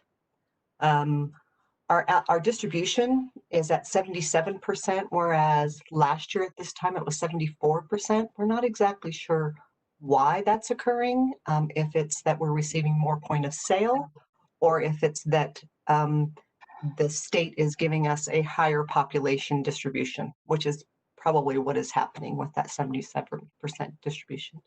Robert, can you scroll down a little bit? The other things that I wanted to point out is everything in red is projections, and we have based those at budget. And so those differences over on the side are significant, but year to date estimate budget over actual right now is currently at a positive $714,000. Now, that doesn't mean a lot because I only have 2 months in there and I don't have Christmas, but I did want you to see that budget to actual, we are in a positive variance right now for sales tax, which is good news. And then below, we have always provided for you the different types of NEX codes that we calculate information on. So we have retail sales, wholesale trade, accommodations, food, manufacturing, and real estate and rental leasing. And as you can see, accommodation and food and real estate and rental leasing, the difference in actuals from 20 to 21 are lower, but retail sales, wholesale trade, and manufacturing are higher. So I said I would bring this to you as often as I can. We update this on a monthly basis, and we just received October's numbers last week. So I wanted to provide these to you today.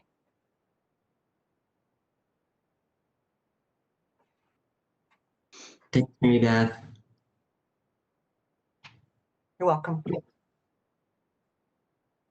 So Ben, are we going back to you?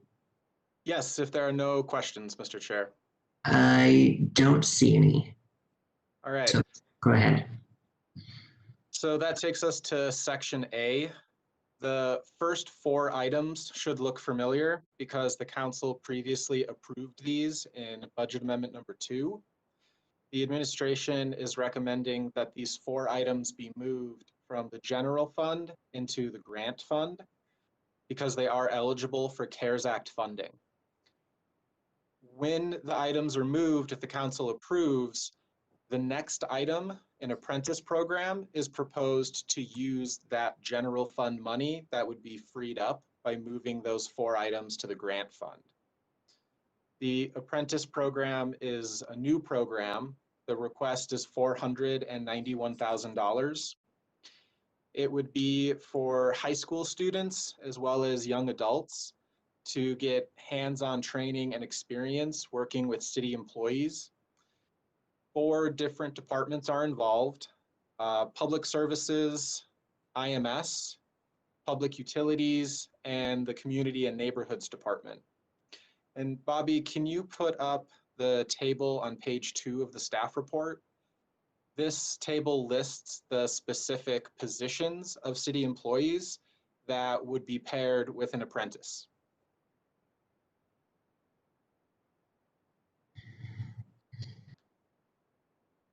The administration is estimating about 50 apprentices, or up to 50 apprentices could participate in the program this fiscal year. They would be paid $15 to $18 an hour.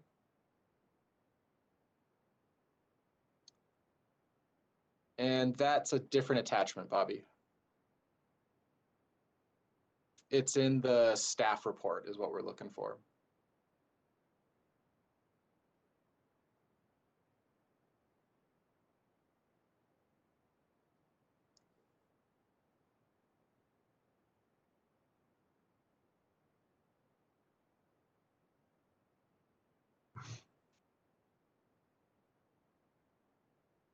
should be on the next page. There it is.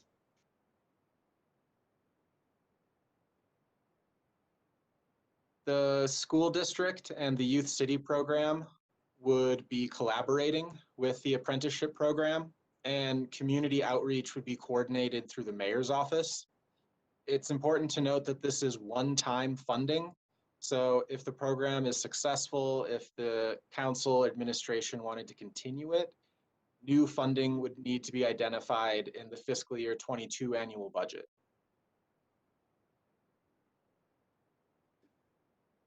And then the rest of the items are in section E. So if there are any questions on the departments that are participating or about the apprentice program, we can do those now.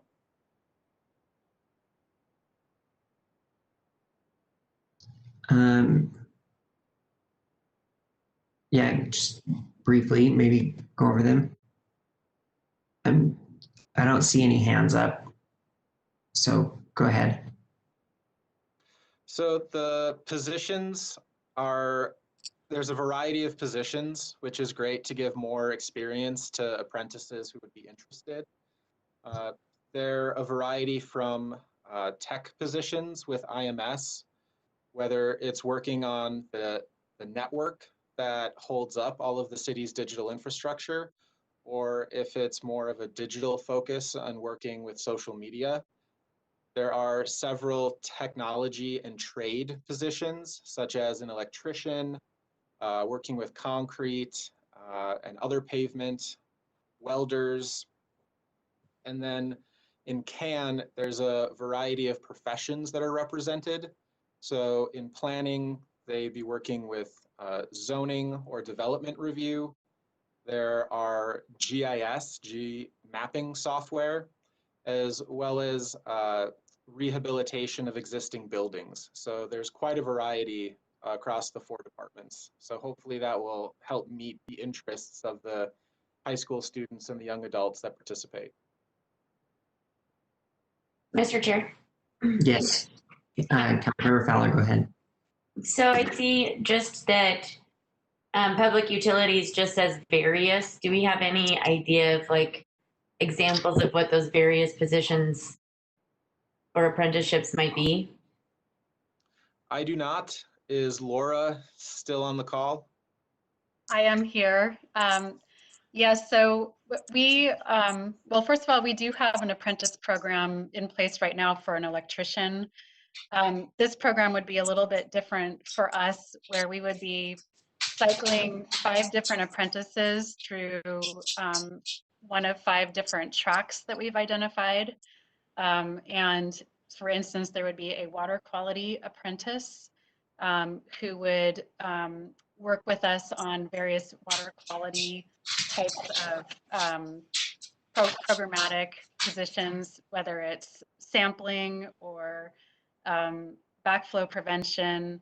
The other tracks that we have are going to be with GIS and IT. We've also got one identified with operations and maintenance. So we're going to be assigning each apprentice a mentor and give them a variety of tasks to do in each of those tracks. Awesome, thank you. Thank you. If there are no other questions, that'll take us to section E, and the rest of the items are using CARES Act funding. E1 through E4, these are the 4 items from section A that are being moved from the general fund into the grant fund. It's funding for employee teleworking, the internet allowance for employees, the initial funding for the accelerator program, which we'll come back later to because the administration is recommending more funding for it, as well as funding for digital equity. So those are the first 4 items which will now be in the grant fund instead of the general fund. Item E5 is a request for $300,000 for employee personnel costs. This would go to multiple departments for overtime and employee callbacks and other supplemental payroll costs. These are related to the pandemic, in part because of the staffing shortages some departments have been dealing with. E6 is a request for $300,000 to fully cover the cost to the general fund for sick leave and family and medical leave during the first 3 months of this fiscal year. As of October 17th, there have been 369 employees that utilize emergency responder leave and another 68 employees that utilized the sick leave.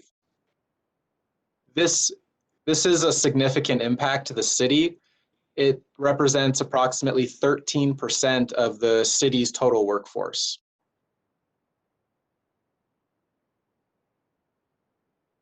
Item E7 is a request for almost $53,000 for additional PPE and cleaning supplies, and these would be for city employees. Item E8, this is one of the items that changed in the revised transmittal. Originally, $12,000 was requested to handle costs from street closures under the Stay Safe, Stay Active initiative.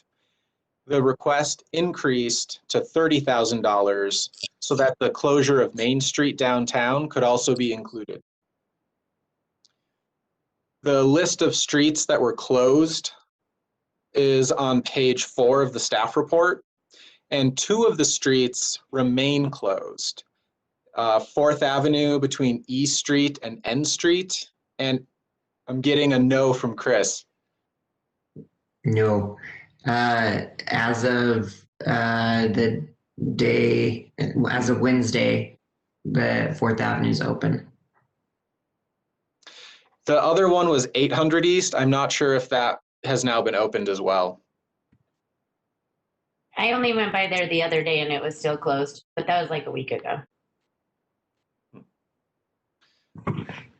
One of the policy questions is if the council wants to hear from the administration about the Stay Safe, Stay Active program later this fiscal year, if they're planning for it to come back, or if there was lessons learned about what locations were successful versus not ones worth repeating. Mr. Chair, Yes. can I ask a dumb question? I suppose. Thanks. Why do closing streets cost money? So part of the costs are someone has to go out there to put in the infrastructure to close them. So the temporary traffic safety measures, the signage. How it comes to $30,000, I don't have that breakdown on me.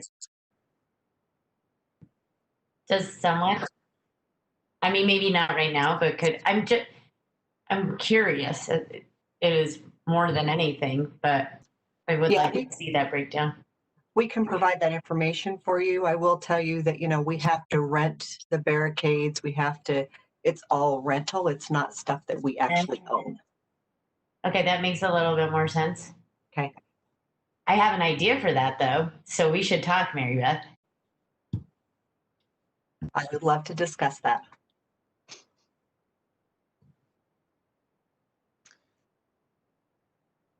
The next item, E9, is a request for $50,000 for a healthcare innovation branding effort. This is one-time funding for a 1-year effort. The healthcare innovation industry, I believe the brand was unveiled this week, BioHive, I believe. The Department of Economic Development is leading the effort with Bio Utah, which is the trade association for life sciences. And there are several companies as well as other organizations that are involved. The World Trade Center Utah, the Governor's Office of Economic Development, and the University of Utah, to name a few. The goal is to raise $300,000, and the focus is on developing a logo website creation, and then marketing the brand locally and nationally. Another question, Mr. Chair. Go ahead. And I don't want my questions to seem that I'm not supportive. I just want to make sure. Does this fall under the guidelines for using CARES money? Yes. I don't have the citation. Part of the difficulty is the Treasury Department guidance has changed repeatedly. And admittedly, I haven't kept up with all those changes. The attorney's office or Mary Beth might have a better answer. I mean, I'm sure if they were recommending it, knowing our staff and how thorough and awesome they are, I'm sure that they make sure it falls within the guidelines. It seems like it might be right there in one of those pockets of a guideline, right? So, but I was just curious with that as well. So thank you. I think it's economic development related. The next item is E10.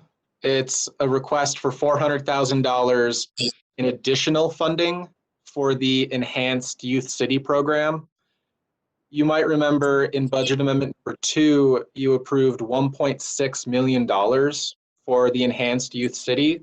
So this would bring the city's total funding to $2 million for Enhanced Youth City this fiscal year. The funding is needed because the staff are working longer than expected hours. So the additional funding would allow hiring 3 more FTEs. It would fund some overtime for the existing staff, some additional computers for the students, as well as 2 15-passenger vans. The program is also receiving monthly grants from the Department of Workforce Services. If those monthly grants continue through the rest of the fiscal year, the total cost for the expanded youth city is estimated to be $3.2 million. This is all one-time funding. So if this expanded service level were to continue into next fiscal year, that would be a significant discussion in the fiscal year 22 annual budget.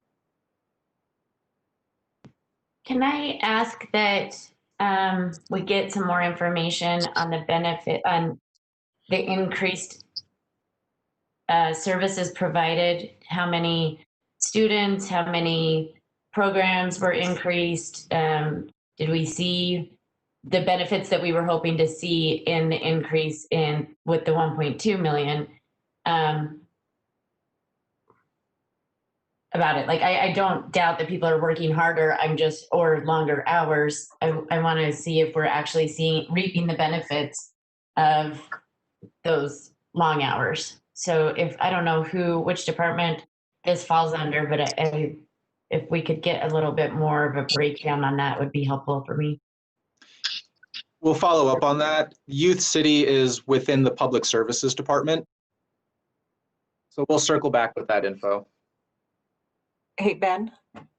Yes. One thing about the 2 passenger vehicles, currently they have some vehicles that are used vehicles that Youth City is looking at, and they are they're waiting to purchase those. It would be nice if we could get a straw poll on the vans to see if they could purchase those instead of having to go out and buy 2 brand new vehicles. I'm happy to make that straw poll. I think if we need vans to transport kids, that's fine. I just want to make sure if we're going to look at this in a long-term investment that we're getting the increased value, right? So, but vans, if we need them, I want the kids being transported to be safe. So I'll make a straw poll that we go ahead and approve the $70,000 for the vans. Okay. Any discussion or questions about the straw poll? Okay, everybody want to indicate your support one way or the other? Okay, I am a yes. Councilmember Johnston is a yes.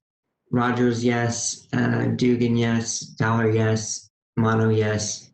And yeah, so we're all yeses with one absence.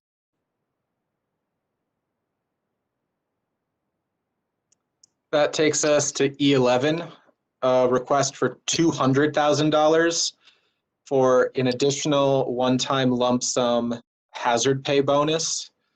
There are 175 city employees who received neither the $200 internet allowance nor the $1,000 hazard pay bonus. This funding would provide that $1,000 hazard pay bonus to the remaining employees.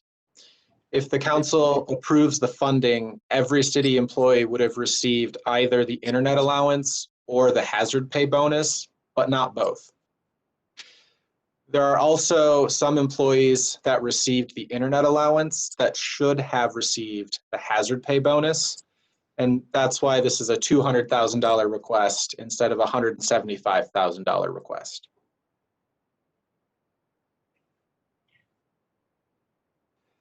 E12 is a $200,000 request for RDA grants. The grants would be given to tenants that are leasing RDA-owned property, mostly in the central business district.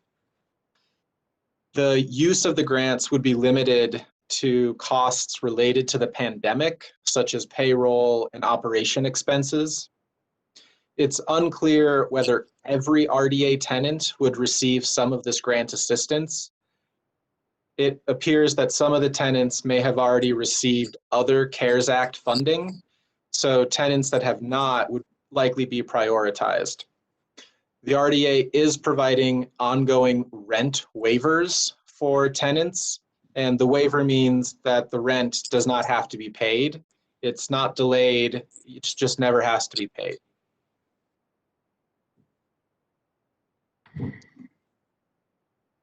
E13, this is a request for $500,000 for Gallivan and Eccles Theater operating expenses. The city and the RDA have ongoing obligations for programming at the Gallivan, and then ongoing obligations for operations, maintenance, and debt service at the Eccles Theater. The Gallivan ice rink is remaining closed, and it's a major revenue generator for the Gallivan. The Eccles Theater has limited operations, so both venues have significant revenue reductions. The administration is requesting that this $500,000 be flexible between the two venues. The total obligations this fiscal year could be closer to $1 million, but they could also be less than the $500,000 that's requested. We don't have enough certainty right now to be more accurate than that. There's a policy question if the council would like to discuss worst case scenario planning or when we might have a better idea about those obligations.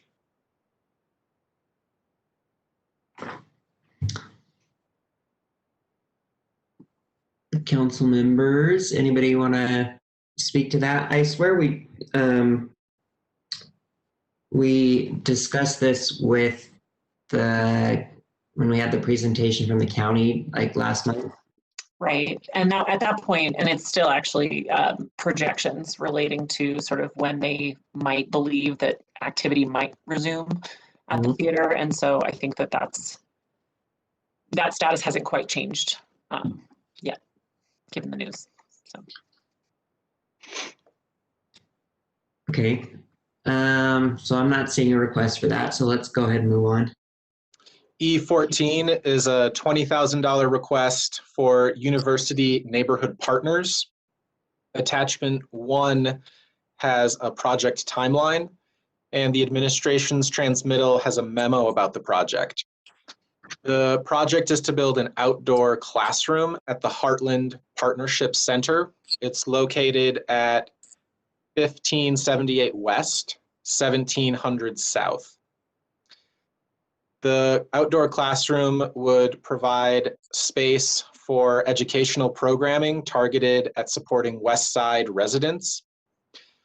It would have room for 20 socially distanced participants.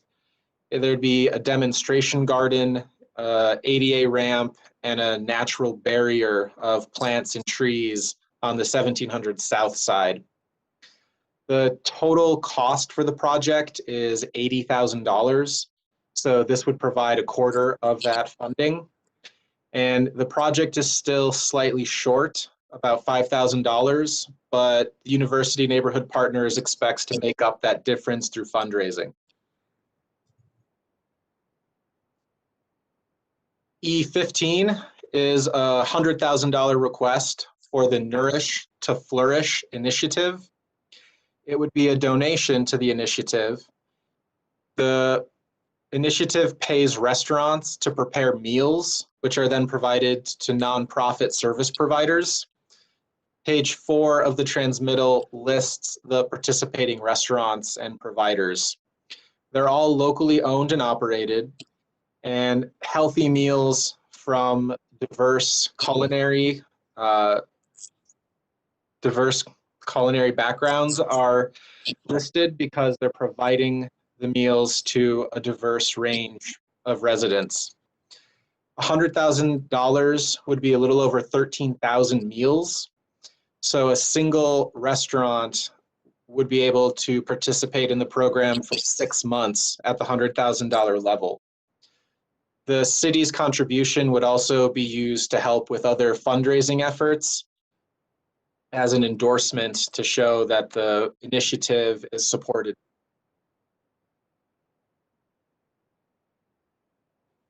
E16, this is another item that changed in the revised transmittal.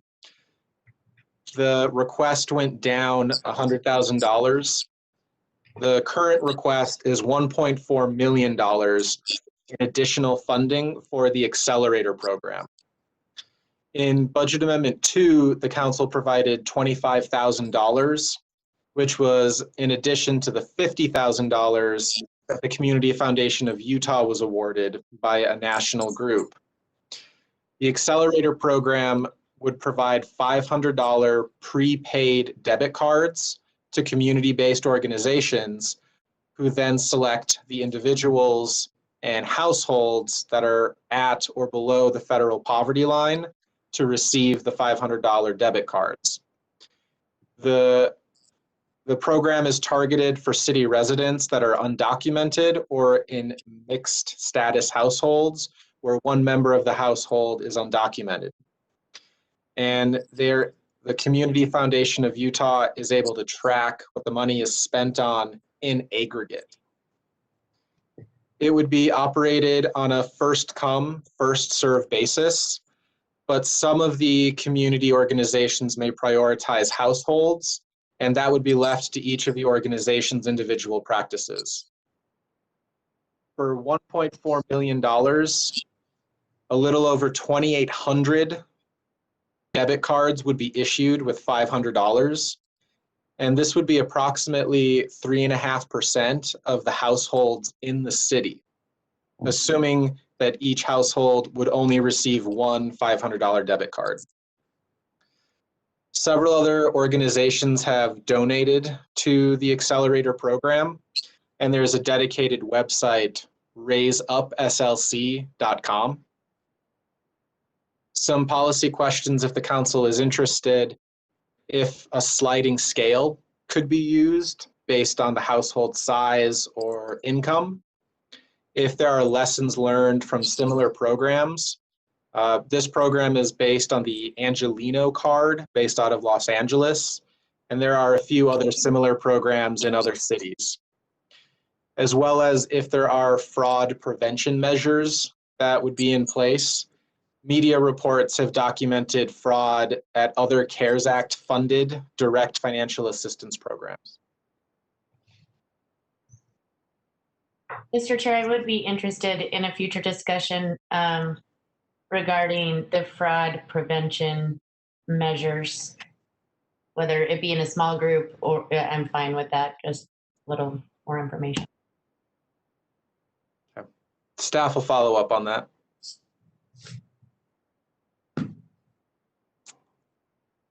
Okay, we've got about 5 minutes to get through the rest of these in time for our board appointments. So We're almost done.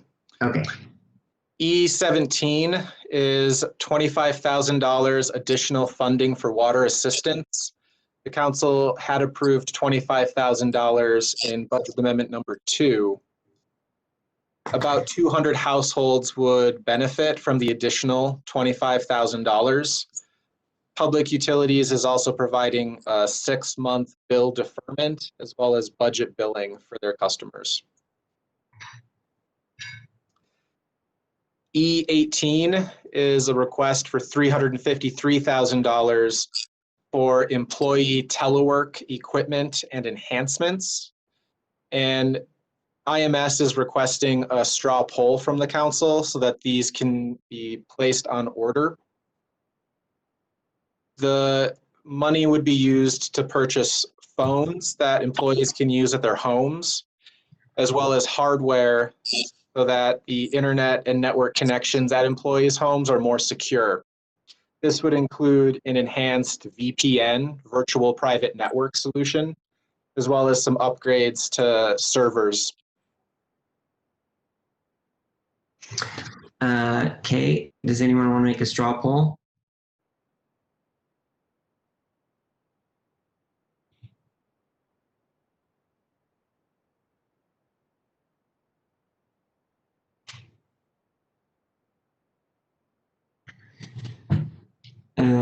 I will make a straw poll. Sorry, Mr. Chair. Go ahead. We can get to it. I just need to get some language here. This is for the teleworking piece of it only. Yeah. I propose a straw poll that we support funding the telework initiative from the administration. Anyone have any questions about the straw poll? Okay, go ahead and show how you feel. I'm a yes. Councilmember Johnston's a yes. Councilmember Rogers is a yes. Dugan is a yes. Fowler's a yes. Mono is a yes. That's thumbs up from everybody with 1 absent. All right.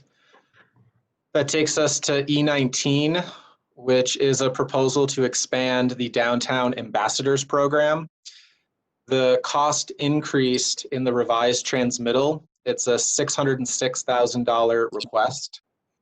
And Bobby, can you put up the map on page 2 of the Downtown Alliance's memo? The proposal is to expand into the Rio Grande neighborhood, as well as a pilot program on the North Temple. And this is using one-time CARES Act money, and this may be an ongoing cost if the city wanted to continue supporting the expansion.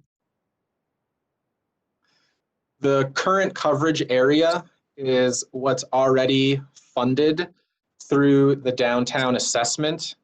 The Downtown Alliance Board allocates funding for that current coverage area. And the downtown assessment is up for renewal in April of 2022. And Bobby, can you switch in a minute to page 7 of the staff report? There's a table that compares the 3 areas, the current coverage area, Rio Grande, and North Temple.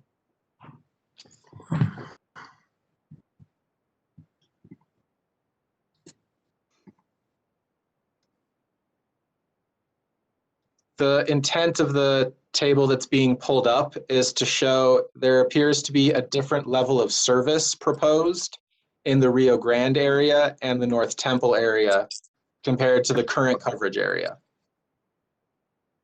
So the first row compares the cost for each of the 3. You'll note that the number of ambassadors is the same for each of the 3 areas. There are slightly different hours for North Temple. It wouldn't operate on Saturdays, and it wouldn't operate as late. The number of blocks is different between the areas. There are 35 blocks in the current coverage area, 15 in Rio Grande, and 12 in North Temple. Now, each of the 3 areas is proposed to have the same number of ambassadors and the same 240 hours a week. So this means that the last row has a different level of service per block, with the Rio Grande expansion having a higher level of service and North Temple having the highest. And there's a few policy questions if the council would like to discuss the pros and cons of the different levels of service. One option would be for the council to request a cost estimate to provide the same level of service as currently provided in the current coverage area. This would still expand the program, but likely be at a lower cost. And the other policy question is if the council wanted to discuss metrics for evaluating these expansions.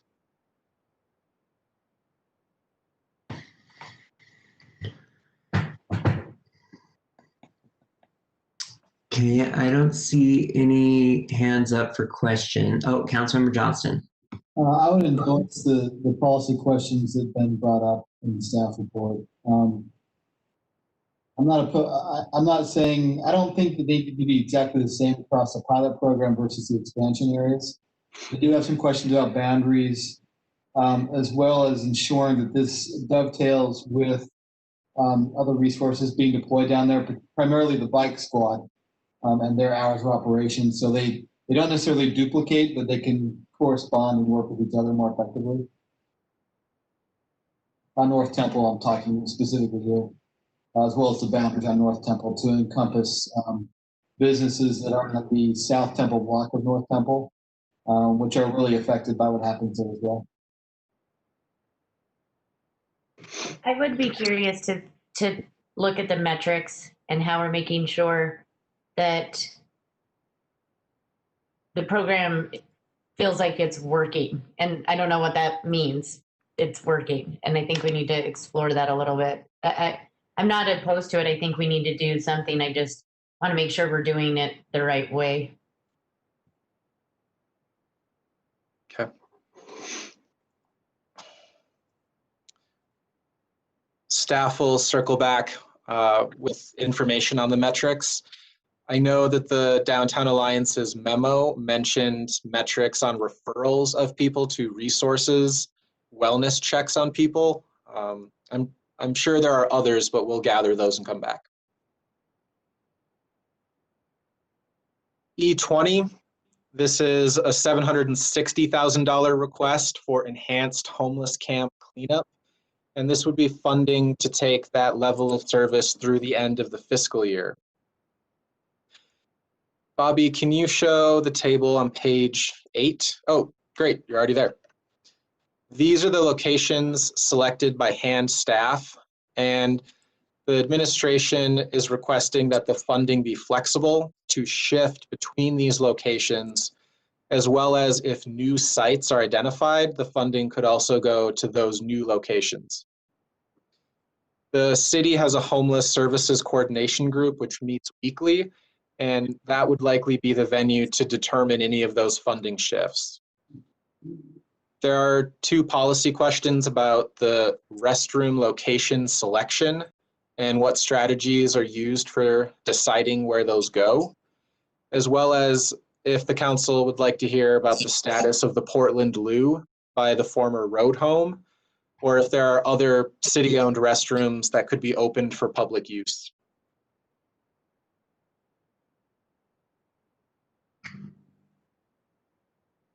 Okay, I see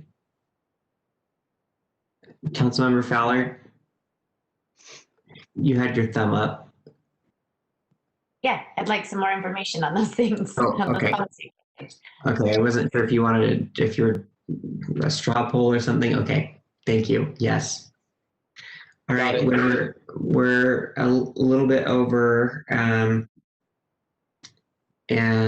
so let's try and wrap this up because we've got our board appointments here. There are 3 items left. The next one is $200,000 for Hogle Zoo utility forgiveness. This changed in the revised transmittal Originally, it was water and sewer, but the administration is recommending it be for all utilities. CARES Act money has a spending deadline of the end of the year, and Hogle Zoo likely needs the flexibility to spend the money on all utilities to meet that deadline.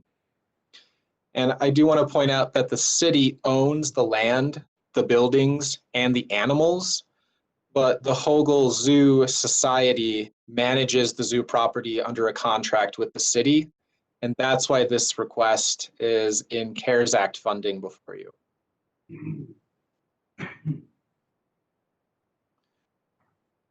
E22 is $25,000 for Operation Warm. It's a nonprofit, a national nonprofit that manufactures coats for children and adults. The $25,000 would purchase roughly 1,200 coats, and the distribution of the coats would be done in coordination with the county and the school district. If the council is interested, Youth City could also be part of that coordination, and city residents would be targeted to receive the coats. Okay.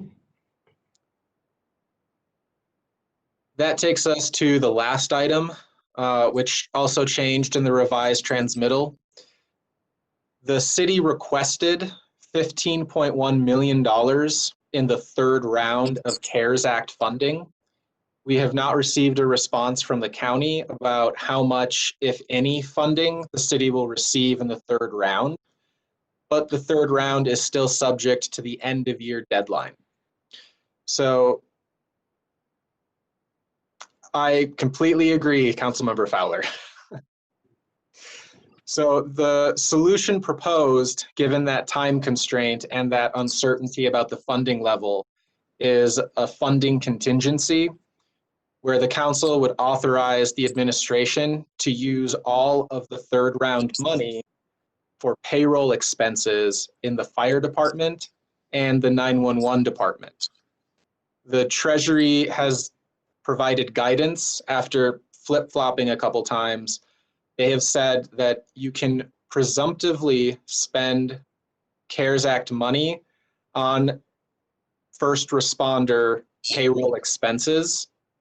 Moving those expenses out of the general fund and into the grant fund using the CARES Act money means there'll be a corresponding amount of money in the general fund that's not being used. So the administration would return in a future budget amendment with a recommendation on how to use those general fund dollars that would be freed up. Of course, this assumes that we do get third round money, which we're still waiting to find out. And we're also waiting to have a better understanding of the city's financial picture. Some of that general fund money may be needed for other uses depending on what the city's revenue looks like later this fiscal year. So it would be helpful to know if the council is comfortable with that approach, or if the council has questions. Since we're coming up on that spending deadline, we wanted to get this to you today instead of waiting for another transmittal or a budget amendment number 6. Council members? I would propose a straw poll to go with that approach that was just described by Ben. Okay, anyone have any questions? Okay, go ahead and indicate how you feel. I'm a yes. Councilmember Fowler is a yes. Councilmember Romano is a yes. Councilmember Dugan's a yes. Councilmember Rogers is a yes. Councilmember Johnson's a yes. We're all yeses with one absence. That is it for the budget amendment. Thank you, Mr. Chair. Thank you. Thank you, Mr. Chair. Yes, thanks so much, Mary Beth. Okay, that brings us, council members, to item number 6 on our agenda, which is a board appointment. Do we have, excuse me, do we have Perry Bankhead with us? Yes, sir, I'm there. I'm here. Oh, great, thank you. So Perry, if you would just tell us a little bit about yourself and why you're interested in serving in this position. Okay, first, good evening, Mayor Mendenhall and the City Council. I've actually been interested in this position since the fourth quarter of 2018, when, quite frankly, it wasn't as hot button of an issue as it seems to be today. Why I'm interested in it? I believe I can bring my lifelong experience as, number one, a person of color, number two, a citizen of Salt Lake, and number three, a former law enforcement officer to the position. It would give me a well-rounded perspective on what we are looking to do and some of the issues from both law enforcement's point of view and issues from a citizen's point of view.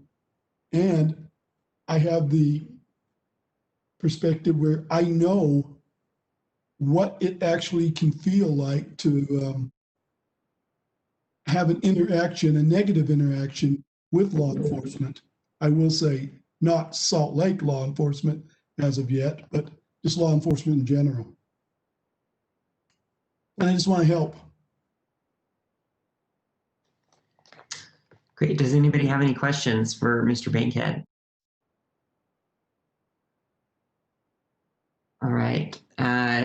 Doesn't look like it. Barry, I think did we talk before about you being interested in this position? Sir, I had about a year ago, roughly November 2019, I actually sent an email to your staff, and you responded. You responded personally, which was quite shocking to me. And we emailed just briefly on it and back and forth on when an opening came up. And subsequently, I did reapply. An opening has come up. Thus, we're here. I don't want to say my experience is any better or any worse, or my perspective is any better or any worse than anybody else's. It's just my experience is they are what they are. I can't change that. I won't change that. I do not want to be the token, I use that in air quotes, minority on the police review board. If that's what they were looking for, I would not be interested, because I'll give both citizens a fair shake, and I would give law enforcement a fair shake, because I know what it is like to have to make split-second decisions that will be scrutinized, very over and over and over at a much slower rate. Mm-hmm. That's all I have for you, sir. Well, thank you. I remember corresponding with you, and so I'm glad to see that you are here in front of us. Councilmember Fowler. Thank you, Mr. Chair. Mr. Bankhead, thank you for wanting to serve on this Police Civilian Review Board. I think it's an incredibly important position. And I noticed in your, guess I'll call it a resume, the CV that you sent in, that you worked with the Center for Policing Equity, which I just recently have learned about over the last 6 months as we've been really digging into our policing practices.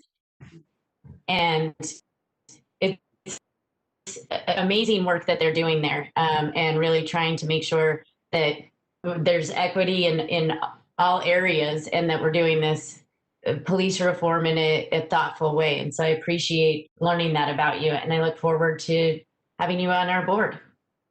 Well, I'm very hopeful, and I hope you guys choose to move forward with me. Well, thank you very much. So, Perry, what we typically do is we'll put your name on our agenda tonight, on our consent agenda, and you need not be present to win, but you are welcome to join in to our meeting. It starts at 7 o'clock. And thank you so much for your willingness to serve the city. Thank you, sir. Thank you, council. Thank you. All right, next on our agenda is another applicant for the Police Civilian Review Board, Tanya Allred. Hi, Tanya. Hi, it's nice to be here. So would you tell us a little bit about yourself and why you're interested in serving in this position? Absolutely. My name is Tanya Allred. I am a lifelong resident of Salt Lake City. My roots here, it's the community. I feel like it's my my duty to do what I can to help our citizens and feel safe and feel supported, and our law enforcement as well. And so when I saw this opportunity, it's been quite some time since I applied for it, but I was passionate about it then, and my passion maybe has only increased since then, and I'm looking forward to the opportunity to work with our law enforcement, and like I said, just to kind of maybe see about bridging the way our citizens are feeling right now and the way that they can be based on their interactions with our law enforcement.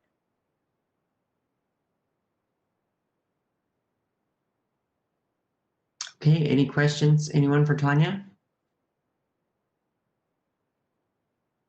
Tanya, thanks for serving District 1. Absolutely, thank you. Well, I don't know if you heard, did you hear the information that I gave our last applicant? Yes.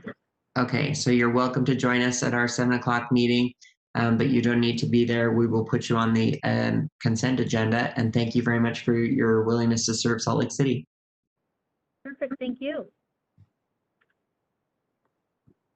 Okay, our last board appointment to the Police Civilian Review Board is Marie Bombo. Is Marie present?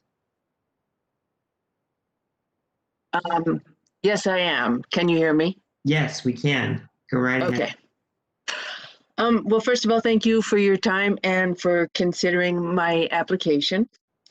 Why I would like to do this is because I feel that it is a civic duty to help with the community.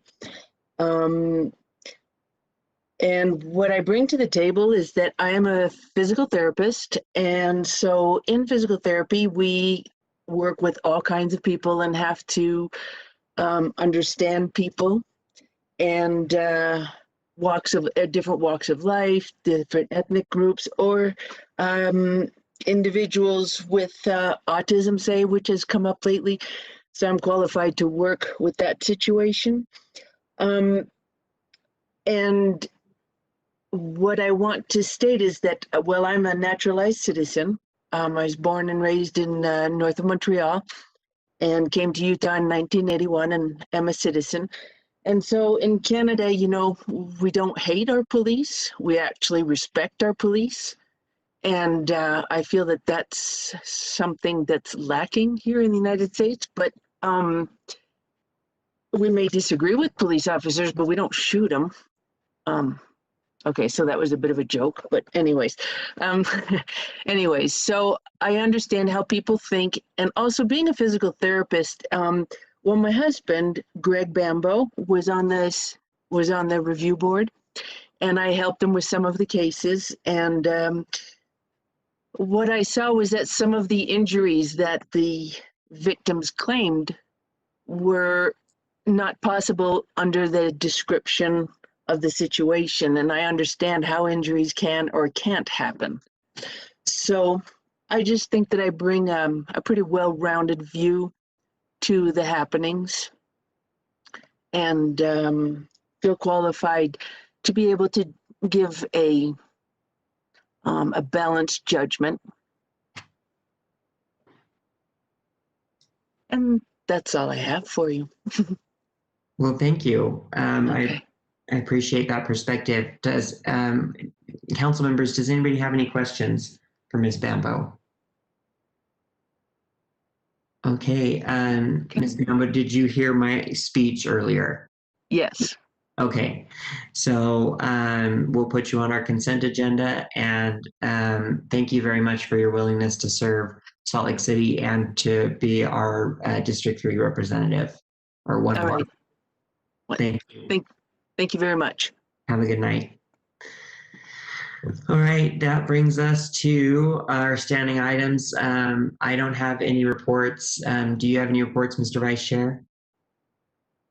Okay, and announcements from the Executive Director.